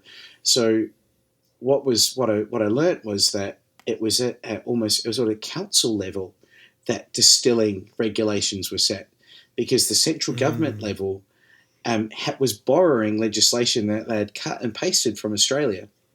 And that had been something that the New Zealand whiskey scene had to play their tune to up until the mid 2015, when all of that legislation got put under health and safety. And you can hear me tremble and shiver, because health and safety, what they said is, no, this is one, these are chemicals, and two, this is an explosive substance. So all the distilleries that were being onboarded then, all these plans were slammed with having to meet these explosive proof building codes just to operate. And we all know that's not what happens with distilleries. So just like shining a torch on that, this kind of rapid renaissance of New Zealand whiskey distilleries coming through now is because that legislation has been removed and it's been replaced with common sense. Gotcha. Yeah. And so what we're seeing is, like, what I'm seeing is these distilleries, which have kind of just been these little whispers of things, are actually really becoming things. So there's Matt Thompson and his place, and he's doing his work. He's a pioneer of what we have back home. But I came home with my partner Liv. Right, she's from, like I said, she's from Gloucestershire, and where I live in New Zealand, we're way out in the country. Like, it is so isolated out here. There's got to be 20 people in the village, and it is really it's great being home. But she's a little bit like, so we left London and there are hobbits running through the backyard. I've got to show this girl my country. I've got to show her my home. So I took her to Waiheke. And Waiheke, for those who don't know, is an island in Waitemata Harbour, which is Auckland's harbour, where all the Americans Cup yacht racing is at the moment. And it's most well known for being really kind of a place where people who are a bit out there, a bit green, bit go your own path, like to go. That was originally it. And now it's got some of the country's best vineyards on it. So it's a really cool place to go. Like, it's not very big. And so find good eating, but really laid back, great wines, all that kind of thing. And I had in my head, I was like, there is some people out there called Waiheke Whiskey. So I hit them up on Instagram, and there's like fuck all posts. So I just thought, I'll just send them a message. I was like, hey, look, I'm interested in coming and seeing you distill it. All of you whiskey geeks listening to the show right now know exactly what I'm doing. I'd like to come and see whiskey. I thought, I'll lay it on a bit thick. I work in Scotch whiskey, blah blah blah, and I get this lovely. I get this lovely message back halfway through the holiday, or just before we arrive, saying, "Oh, hey, we hardly ever check Instagram. Tick. If you want to stop by, we're going out for beers this afternoon, but we'll be around the distillery tomorrow, and it's here." So I've asked Liv. I said, "Look, do you want to go?" And she's like, she's never been to one before, and she sees my whiskey life as this kind of thing which makes me hungover sometimes. And so she's like, "Yeah, that'd be cool." So we've toddled along. It was in between. It was right next to Motu Vineyard, which is one of the big vineyards, and there's a shed up the back, and we've just driven up. And we met Rosie, who was outside on her phone, and she's just like, "Yeah, I'll be with you in a second." And I'm like, "Yeah, it's cool, we're here." And we've kind of just walked into this thing, and there's this weird ass still sitting on the side, which I'm speaking to this bloke who's speaking a million miles a minute about how proud he is of his whiskey, and then I've clicked that shit. This guy Mark, he's the actual founder. They've got all their casks out, all 70 of them. And they're busy. They're taking samples on each of them, and Mark's like, "Did you see the spirit still?" And I'm like, "I can't see the spirit still. Actually." He's like, "Oh, it's just outside." And I'm like, "What the fuck? What the fuck is it doing outside?" Of course, it's outside. So we've walked outside, and he's got this spirit still. And I mean, they've only just put up their website, so you can find it there. There's nothing on social. I mean, you can find it on my social. There's all these video feeds. So if you look me up, you want to see it, it's all there. But they had this idea where he was making whiskey in a garage. It was his passion. He's a surgeon, so he has a really tough normal life. He's like, normal life for me isn't that like it's hard. And so I put all of my energy into this thing where I get to create and I get to make. And he got this guy, is one of his mates, and I call him Whiskey Jesus because that's what he looks like. And this engineer, kind of American techie dude, I forget his name. He's like, "Right, you need to make these like hexagonal still," and they've made this like still which is made of all these triangular panels. They've done it in a vacuum. Like they've just done this stuff themselves. This is typical Kiwi number 8 wire attitude. Like, "Oh yeah, she'll be right. We'll make it." And so I'm looking at this thing, and I can see all this epoxy resin down the seams because it shits itself every now and again, and it'll blow a rivet, and then like vapor will go out the side. And even Rosie's like, "Check out this video from when we did our first distillation," and they've got it running. I'm looking at this video from 10 years ago, and then you hear them go, "Oh shit, it's leaking," and it's. So I'm just like, I am loving this. I am like, this is incredible. You didn't get a bunch of cash and go up to Forsyth and just slap down a whiskey distillery. You had no idea what you're doing. You built it yourself, and I was like, what a beautiful story. And there's like this. So we got into the liquid, and Mark. He's like, he's like, "We're just doing peat. Peat's what I love." And he kept showing me his like French oak unpeated stuff. He's like, "Nah, don't like it," and chucking it on the ground. and then we go through his peat one. And I just was like, holy shit. I just said, you make me really proud to be a Kiwi. This is a whiskey because the quality's there. The passion's there, the mission's there, the vision is there, even the street cred to build this yourself, right? Like it's all this beautiful new world journey. Like it made me think of Chip Tate and him building his stills, and I was like, do you know about Balcones? He's like, "Bell what?" And then it's like, mate, fuck me. So we've got all these little distillers. Now they're not all like Mark on Waiheke whiskey, but we've got these very small projects which they're very closely tied to the land. So, there's one which I've seen called Lammermoor, which is on a farm in the South Island in the deep south, and they're growing their own grain because that's what they've always done, and they just were like, look, we want to do this thing, and I've got a lot of respect for these small distilleries who are really trying to walk their own path. I mean, Matt Thompson, he's done some work on Manuka. So Manuka, most people are familiar with it as the honey, but the wood that we use it to smoke fish. It's got this beautiful aromatic flavors to it. Yeah, and so he's looking at that direction, and then Mark over on Waiheke, he's really focusing on New Zealand peat. New Zealand peat's completely different than what you get in Scotland. Basically, the centre of the North Island is a giant peat bog, which is full of like Cody forests and all these podocarp forests which have fallen in there over time. So there is this sweet gentleness to our peat, which you just, it doesn't have the heather fragrance, and it doesn't have, or the peat he's using at the moment doesn't have that kind of sea iodine depth to it. It has this really interesting round middle ground. And so there's, and what I do like is these distillers are spread up and down the country.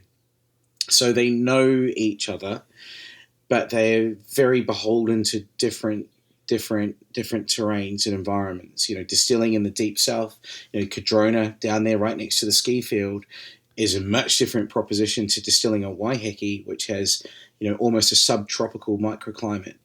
And the maturation spaces that we got, and where Mark is, your maturation space is his angel share is about between 15 and 18%, whereas all the way down in the deep south, you're looking at more Scottish maturation. So I think there's lots of interesting things which are starting to come, but there's also this.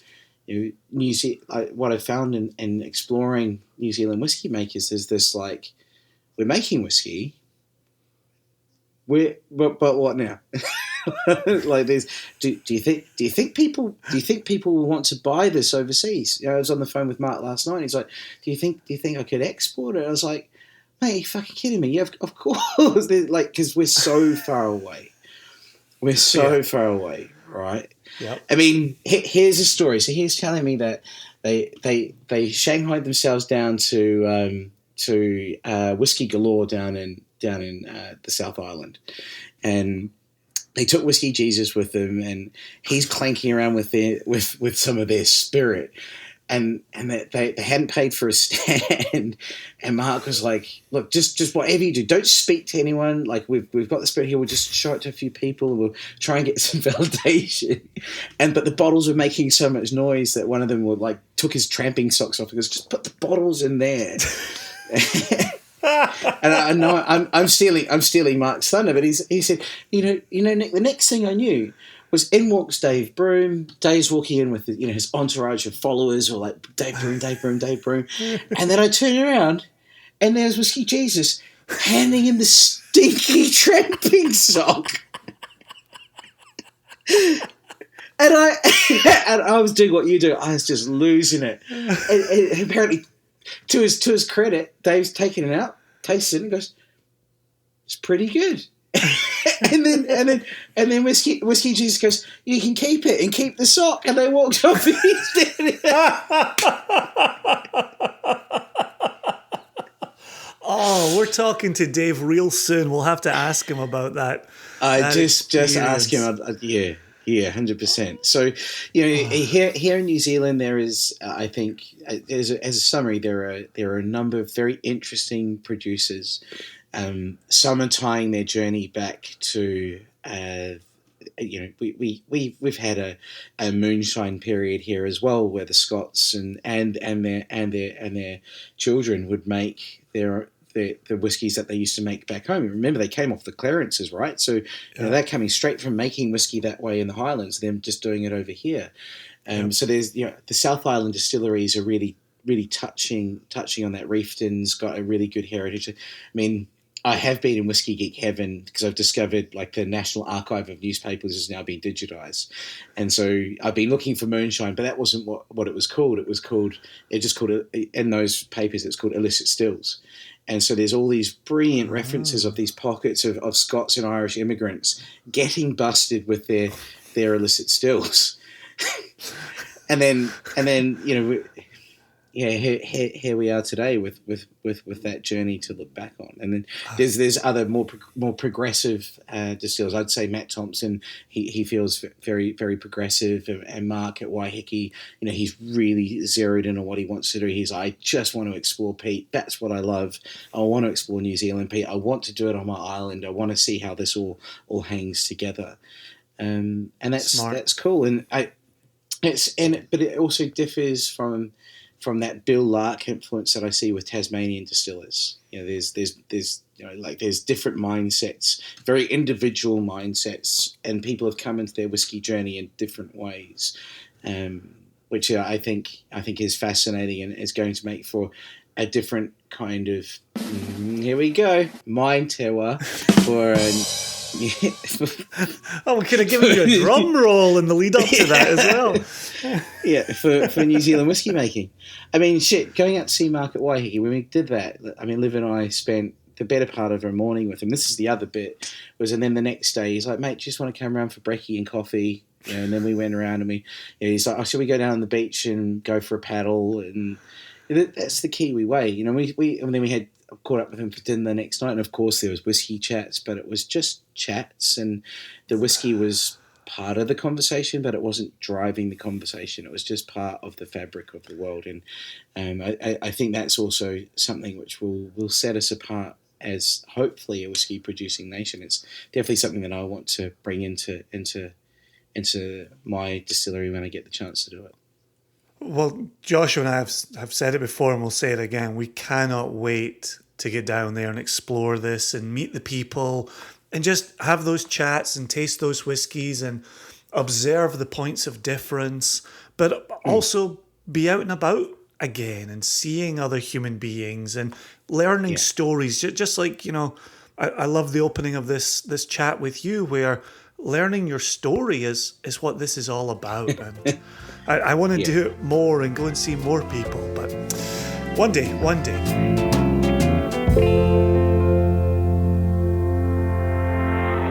It was nice to be a fly on the wall of your conversation with Nick. Thank you. As much as I would have loved to have been there, and in all honesty, I really would have loved to have been there. I was desperately looking forward to this because you're right. Every time we had a meeting scheduled, something would pop up. I already had something planned, or whatever, family stuff, whatever the case is. And so I was really, really looking forward to this. I'd cleared my calendar, everything, and then, nature happened. But what a brilliant conversation. And I see what you say. He's just easy. He's just easy. Oh, yeah. Failingly honest, straightforward, transparent. Discussing the future plan for Holyrood was absolutely captivating. But then also you've got a chap who's not afraid to talk about his own hopes and dreams for the future, even beyond Holyrood, to be so dedicated and to be so in the moment with Holyrood, but then also talking about what a future return to New Zealand would look like.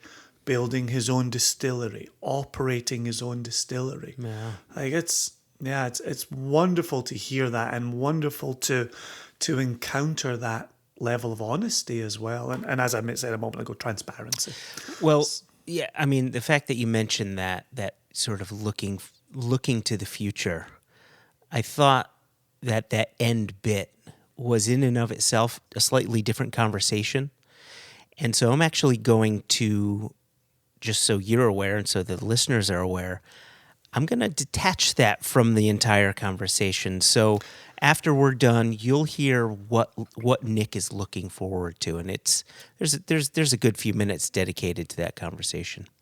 Well, the good news, he talks about a future that is more than just that. Yeah. As well. Yeah. And so it was, he gave a thoughtful answer to the question, which we always appreciate. So we'll return to Nick a little later in this episode.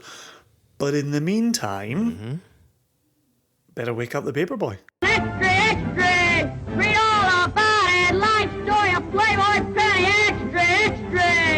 Extra, extra! Read all about it! Me and that Playboy in trouble again! Extra. I'll tell you what's not fake news, Joshua. Oh, could it be alternative facts? I tell you what's not alternative facts, Joshua. Ooh, I like where this is going. Go ahead.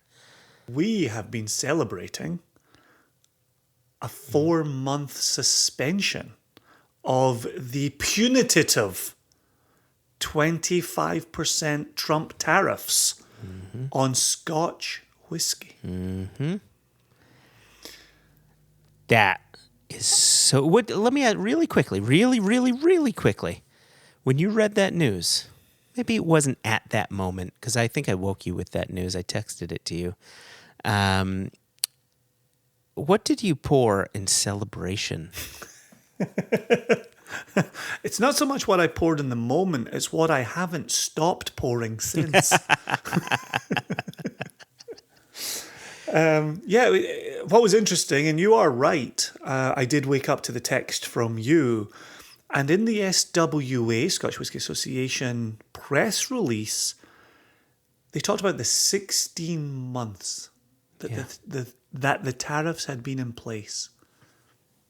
I had a hard time believing it was as few as 16 months. Feels much It has longer. felt like 3 years, partly because the tariffs ended up on top of a pandemic. Yeah. But the whole thing, the whole enterprise felt a lot more than 16 months. And, if people go back in time from the future and they look at this 16-month period, as one reads that in the future, it'll just simply look like a blip on a radar. Yeah.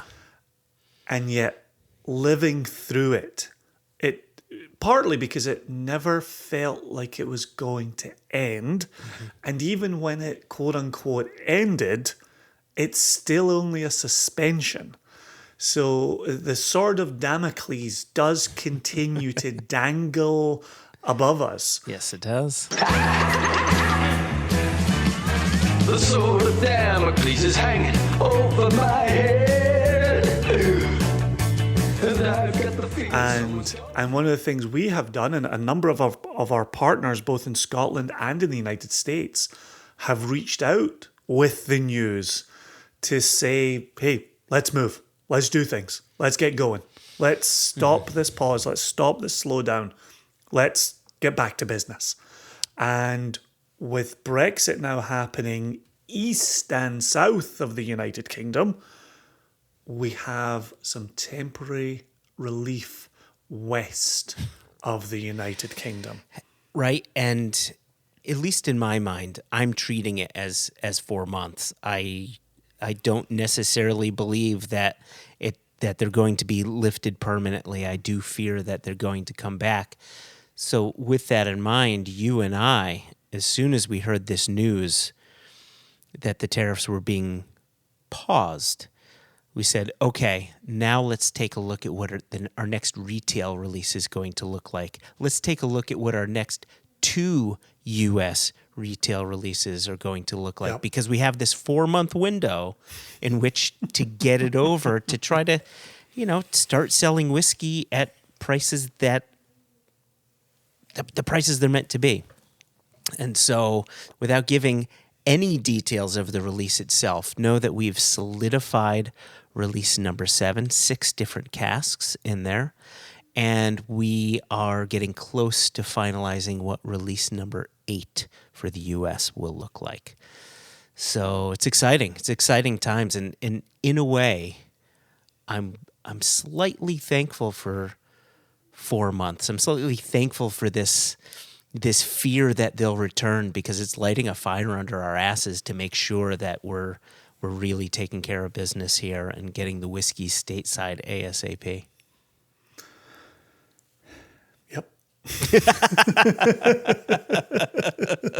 I'm just looking at all the samples we selected sitting on my desk here, and just being excited after, release 6 was whenever release 6 was, and then to start this year we had 6.5, which is we call that internally the Harry Potter release, even if it's not quite 6 3/4 or 9 3/4. But looking at the 7th, eyeballing the 8th, working with Jess on Rest of the World release 3, and then also working with a kind of a new hire who has not yet been announced but will in due course, working on casks for the Cask Pick program as well. So gosh, there's a lot of whiskey and rum floating around within Single Cask Nation at the moment.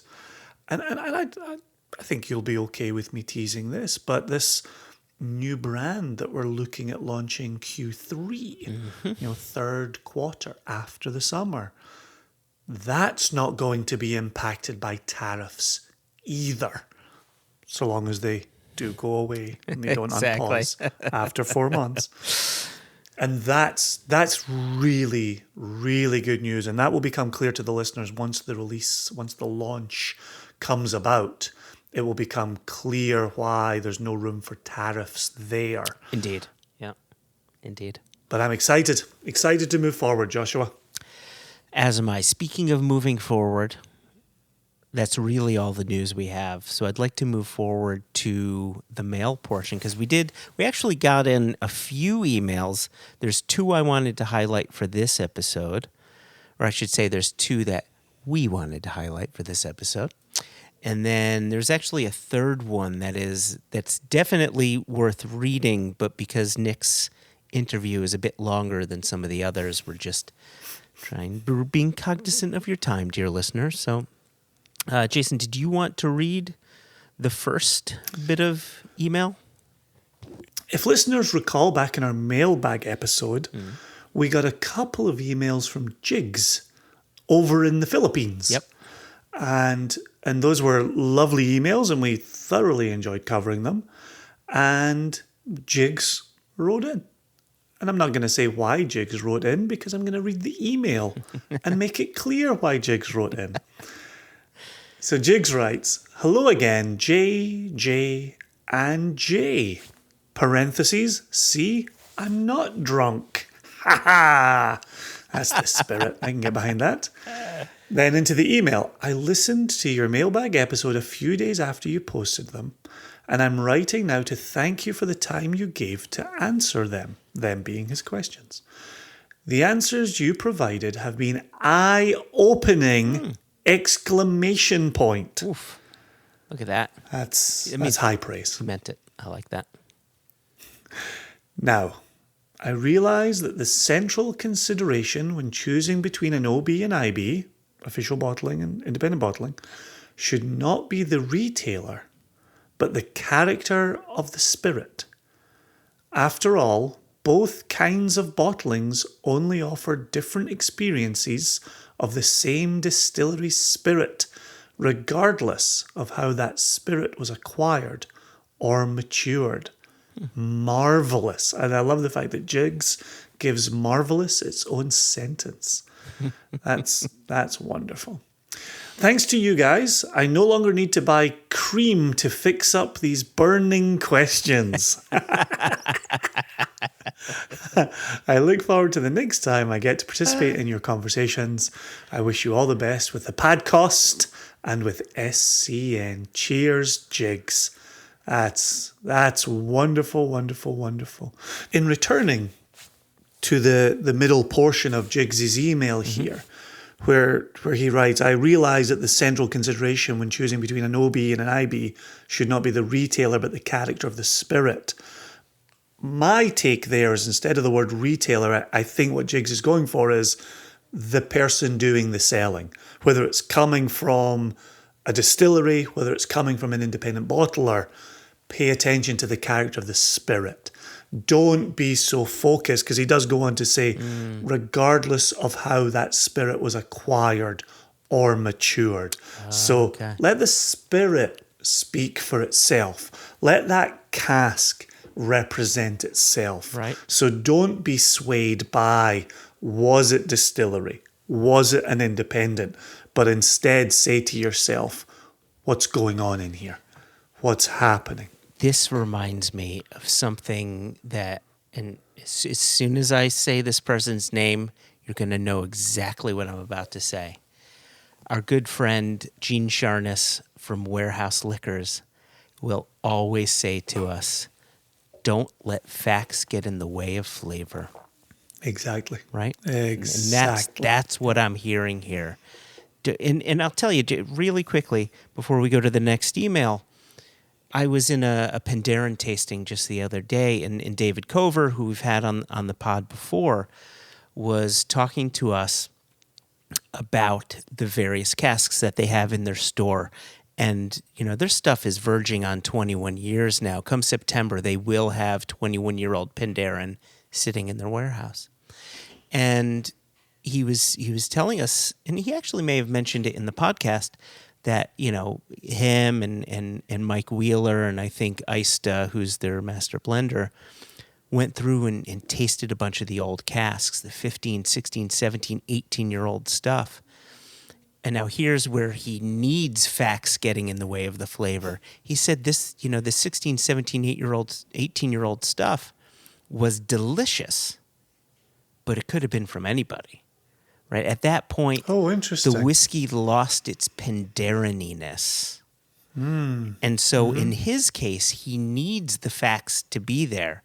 And if that Penderyniness is gone, how do they tell that story about that cask, right? And you can tell it. It's just how do you want to tell that story? So I guess you can look at it in a couple of different ways. Well, I think it maybe speaks to that tradition of Scottish independent bottling where you do want to know the distillery. You do want to know who produced this, as well as when they produced it and how they stored it, how they matured it. Those are important details, but you certainly shouldn't be swayed by whether it's coming from an official distillery line, definitely not. No. or an independent line. Definitely. Having said that, and we've discussed this many, many, many, many times, you do want to purchase from independent bottlers with whom you share a similar palate. That's just common sense in how you spend your money. But thinking that either official or independent, one is better than the other, I don't think holds water. And that's what we got into in the answer we gave in the mailbag too, Jakes. Exactly. Beautiful. Cool. So, next. So the next question is from a newer listener, a guy by the name of Ben Smith. Okay. The subject reads, Ushkaba or Ushkabeta. Wait, there's Ushkaba, but what's the two words? Ushkabeta? That's pronounced ba. Beathehe. Yeah. Yeah, that's pronounced ba. Okay, so usually when I've seen Uskaba, it's been like the blend, like the Uskaba blend, where it's all one word. So I didn't know if when it's separated into two words, if it had a slightly different pronunciation. Okay. No, and here's the funny thing. See, whenever I say Ushkaba, in my head, I'm imagining two words. Oh, that's interesting. Yep. So it's like whiskey and whiskey then. There you go. Okay. So the subject is Uskaba / etymology of whiskey question. This is going to get controversial real fast. Real fast. Hi, Joshua and Jason.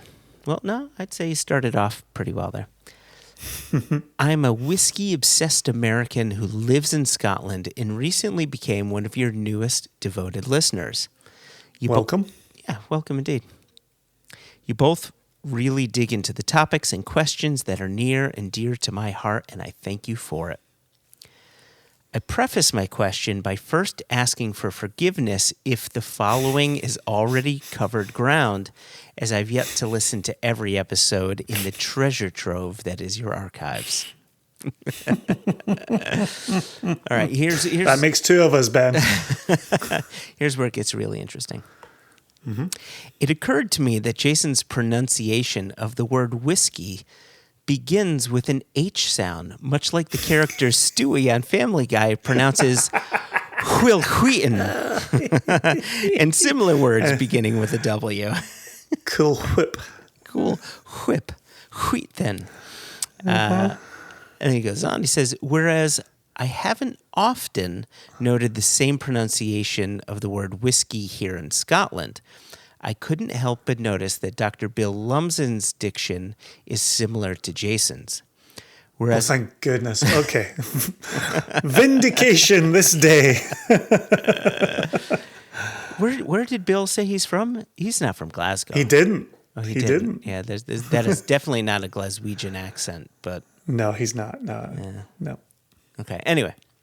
Whereas I know and understand that Dr. Bill's vast knowledge, expertise, and accomplishments could never hold a candle to that of Jason's, hearing them both say whiskey in that way got me to thinking. All right, so this is him setting up for the question, right? Hearing the two of you say whiskey instead of whiskey. Right, there's your setup. And now he says, now we all know that Gaelic for aquavitae is uskaba, and that this eventually morphed into the word whiskey. Call it an epiphany, but I've only just now realized that ushka begins with the same H sound that Jason and Dr. Bill put before whiskey. Ushka. Yeah, it's like a you have to breathe into it. Like a whiskey, huskaba. That's interesting. So, here he goes.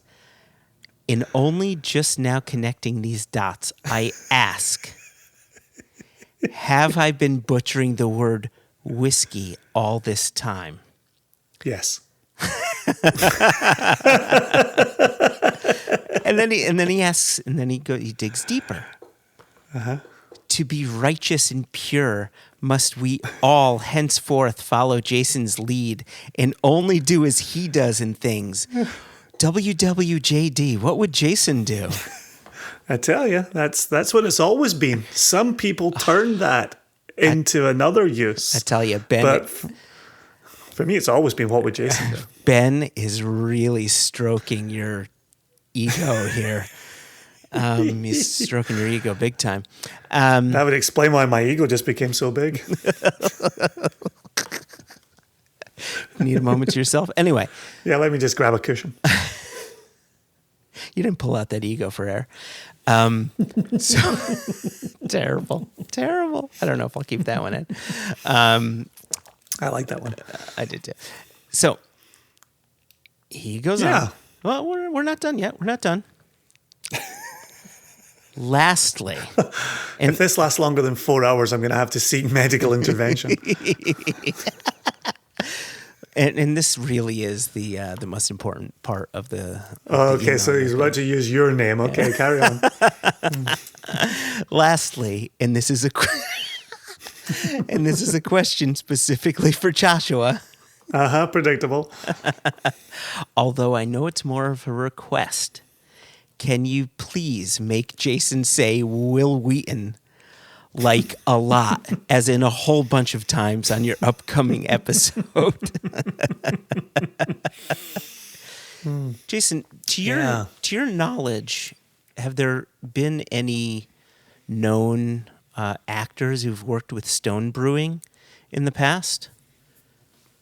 He's a Star Trek guy, right? Yeah. Wesley Crusher. Sorry, Wesley Crusher. I was thinking more Leonard Nimoy, but anyway, it's not Leonard Nimoy. It's Will Wheaton. Oh, Will Wheaton. Will Wheaton.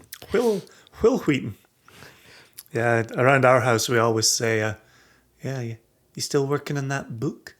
You still working on that book? So it got characters in it. Are there characters? Is there a story? Are you writing a story? Are you building a story? That's the one we always quote around this parts. But however, Cool Whip is definitely something that we all lean on around these parts. Cool Whip. And now I'm going to end his email. He says, many thanks. Ciao for now. And he spells now like ciao, but with an N instead of a C. I can get behind that. and there's a PS, because there's always a good postscript to any good email. Okay. I'm glad that we all agree Corey is better than Oogie. It never ceases to amaze me how many people in this world get that wrong. Now, if only we could decide if shampoo or conditioner is better, I might finally be able to get some sleep at night. That was fun. Oh, that was excellent. Yeah, That was good. That Good, was well done. good fun. Yeah. Yeah. So do I pronounce it funny? Like, as you're going around in your whiskey world, are you drawn to... All the time. Every word that has a WH in it, you pronounce with an HW. My safe word will be whiskey. Sorry, Rod, what was that? Whiskey. So you mean whiskey? What? You're saying it weird. Saying what weird? All of it. Where do you get off? I just don't get why you're saying it that way. Why I'm saying what way? Forget it. I will forget it. Like when you say, what? Do I say what? You just did?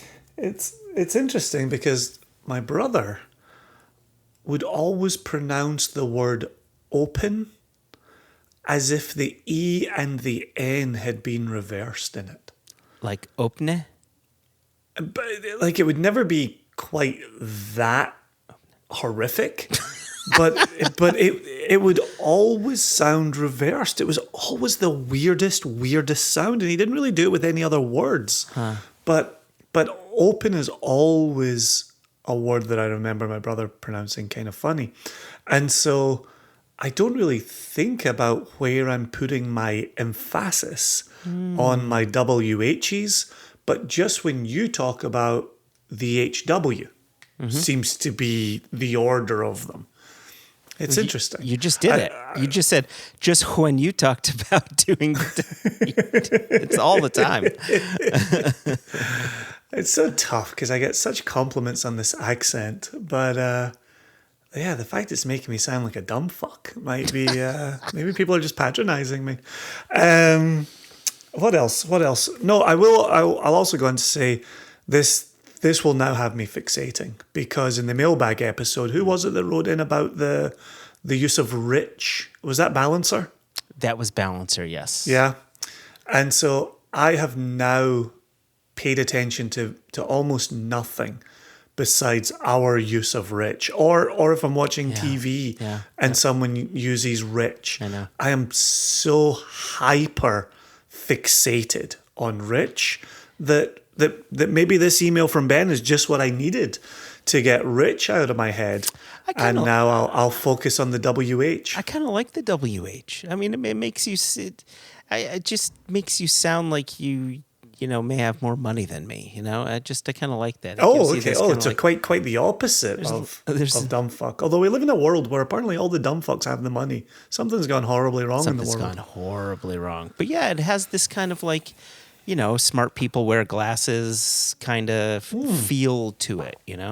Oh gosh. Okay. I will reinvest my efforts in acquiring more tweed to go with my whiz. Now, if you start saying words like bottle instead of bottle or bottle, then I may have to roll up a sleeve because no one should say bottle.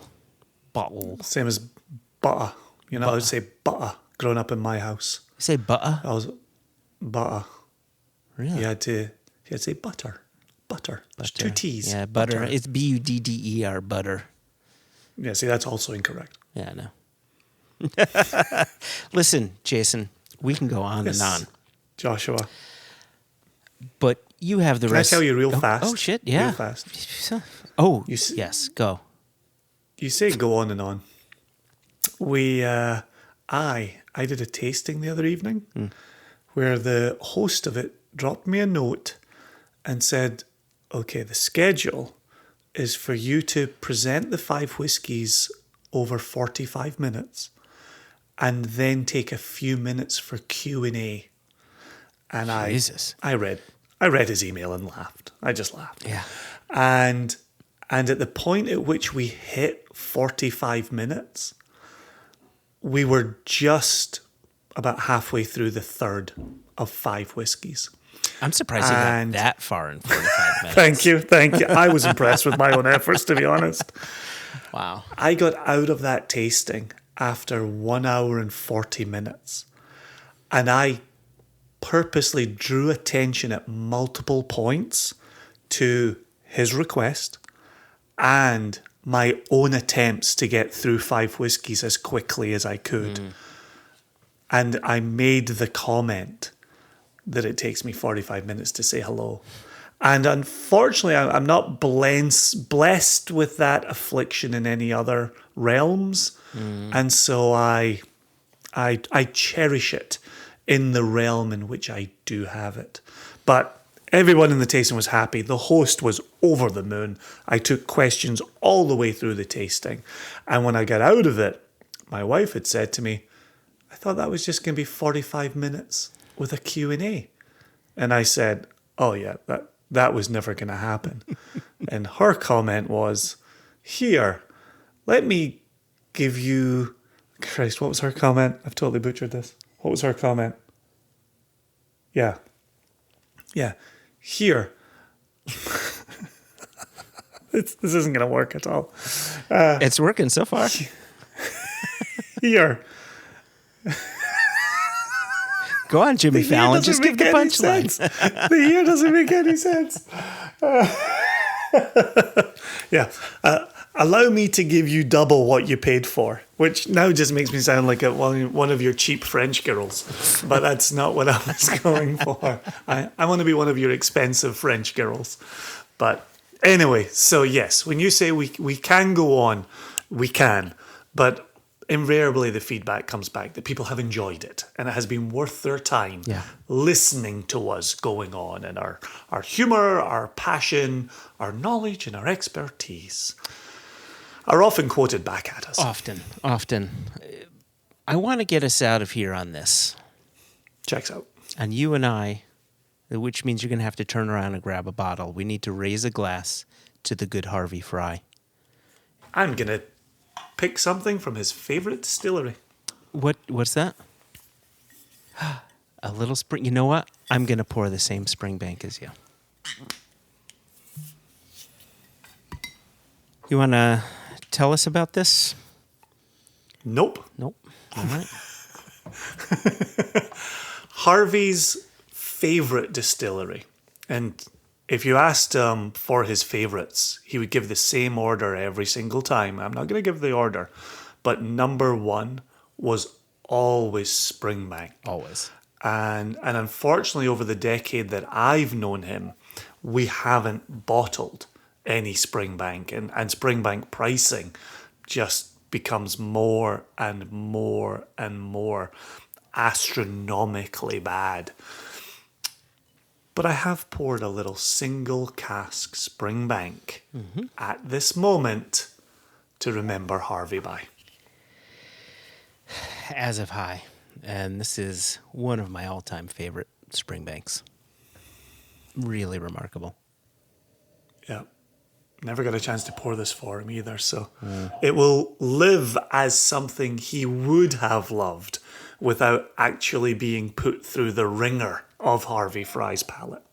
So we'll say to Harvey, and then we'll let Nick get us out of here as he looks to the future. What do we say? What do you say? I'm terrible at these things. What would you say as a college-educated man? I've always been taught to judge a man, a woman, a person by the number of people who show up at their funeral to pay their final regards. And Harvey will be cremated during a global pandemic. Yeah. There will not be anybody at his funeral. But when the pandemic allows and we all come back out from under our rocks, there will be a celebration of Harvey in Washington, D.C. And it is going to be insane. It is going to be an off-the-hook, old-school whiskey industry send-off to somebody who is loved and cherished. And I will be a part of it. You will be a part of it. Indeed. Many, many of our friends will be a part of it. And it will all speak to the man, the myth, the legend that was Harvey Fry. And so wherever he finds himself currently, I drink this in memory and in honour of him. Cheers, Harvey. Cheers, Harvey.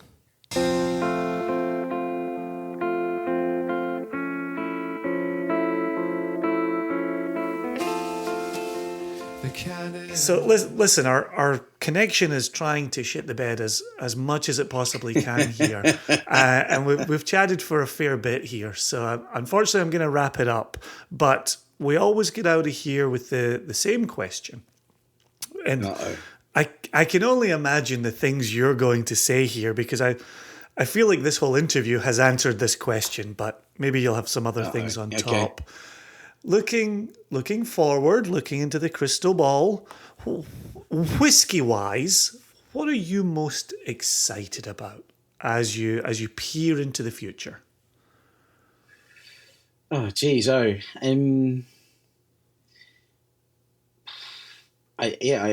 think you'd assume that I'd know what I was going to answer, but now I'm like, what? I think it's there's two bits to it, and it's all centered around like the new producers, and I think there is something to be said of the new world producers in old world whiskey countries and the new world producers in new world whiskey countries. I'm excited to see the development of their ideas and the maturing of those ideas. You know, I've been excited about American small whiskey producers for some time, and you know, when I was at Atom, you know, we worked with some great producers, New York Distilling Company, seeing empirical rye become a thing. Fuck, that's really cool.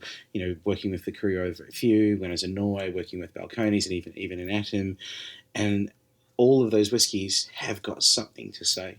And I think as we get further down this journey, and new world, new distillers within old world whiskey making spaces start to really see that they are making a difference in adding to that old world whiskey making story and transforming some of that stuff from the past. I think that's something I'm really excited about. And then just New World all the way. Like, it's just always incredible to hear these pioneer stories, right? Like, we don't get to hear pioneer stories from William Grant. You know, those guys are long gone. But we get to meet these people at the start of their journeys. And I think that's a really, really, really special opportunity. You know, I would have loved to have had a beer with Shinjiro Tori or Masataka Takatsuru back then, because when they were looking at their world and going, yeah, let's make whiskey. Like, what the fuck? Like, tell me, get them on the podcast. Like, let's do a seance and chat to those guys. I mean, some of the people we speak to now, that's exactly what they're doing. And I love the way you think about that, because I think for some of us, as we cut our teeth and as we move through our whiskey journey, we only believe in the old world, to use the language that you're using there. We only believe in the old world. We only believe in the traditional. And as we see the new come online, it's too easy to be dismissive of it. Oh, it's just new. They've just arrived. I love the way you talk about it. And I would say this, and I've said this to him, to his face, Trent Tilton, who I mentioned earlier at San Diego, spend time in front of Trent, and you're talking to a mad scientist who's just like, well, I could take this and I could put it with that and I could put it into that and let it sit, and then that'll happen, and this over here. And I'm going to carry that forward after chatting with you, this idea of talking to pioneers live, right, in the moment as they're starting that journey. That's very cool. I like that. I think, I mean, it's very influenced by kind of what we see here in New Zealand space on the wine side of things, right? There's a lot of talk about across my entire lifetime about what New Zealand is as a new world wine producer. So that's really where that's influenced from. And I think you're right. These pioneers, these are the moments to have those conversations. And then imagine talking about them 10 years later. You're like, whoa, hey, you were talking about this. How do you feel about that now? And just see what that conversation is like. I mean, that's what the whiskey thing is about to me. It's a journey. That's why we love it so much, because it changes and morphs and grows, and that's pulls at the heartstrings for me. Well, you also just made me realise that Joshua and I are 10 years into this as well. And so we're a 10-year independent bottler. And we're always kind of looking, well, we're not Caden heads, right? We're not Douglas Lang. We're not Gordon MacPhail. We don't have that multi-generational history. But we have worked our butts off for 10 years. And I can tell you the journey that we've taken in these 10 years. So, Christ, we're in this category. Yeah, you are. 100% you are. Absolutely. And that's something that you only get to do once, right? Like if you carry on single cask nation, and I don't know who comes in behind you, if it's the tall strip of a lad who came in his pants the other day, if that's who you're leaving your business to, he doesn't. Just to be clear, that was my son. Just to be clear. Oh, brilliant. You left the door open on that one. Yeah.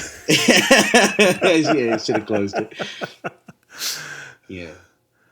Brilliant. Well, on that note, sir, I'm going to get us out of here. But thanks ever so much for your time. We wish you nothing but the best, both getting back to Scotland from New Zealand, but also with your work at Holyrood. And we continue to look forward to working on projects together. It's really cool hanging out with you. It is, and I can't wait. I say this every time we sign off, but I can't wait till we can do it in real life and sit down with a beer.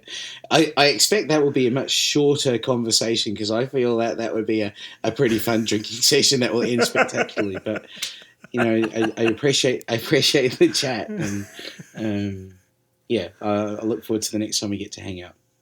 Brilliant. Cheers, mate. Thanks, mate.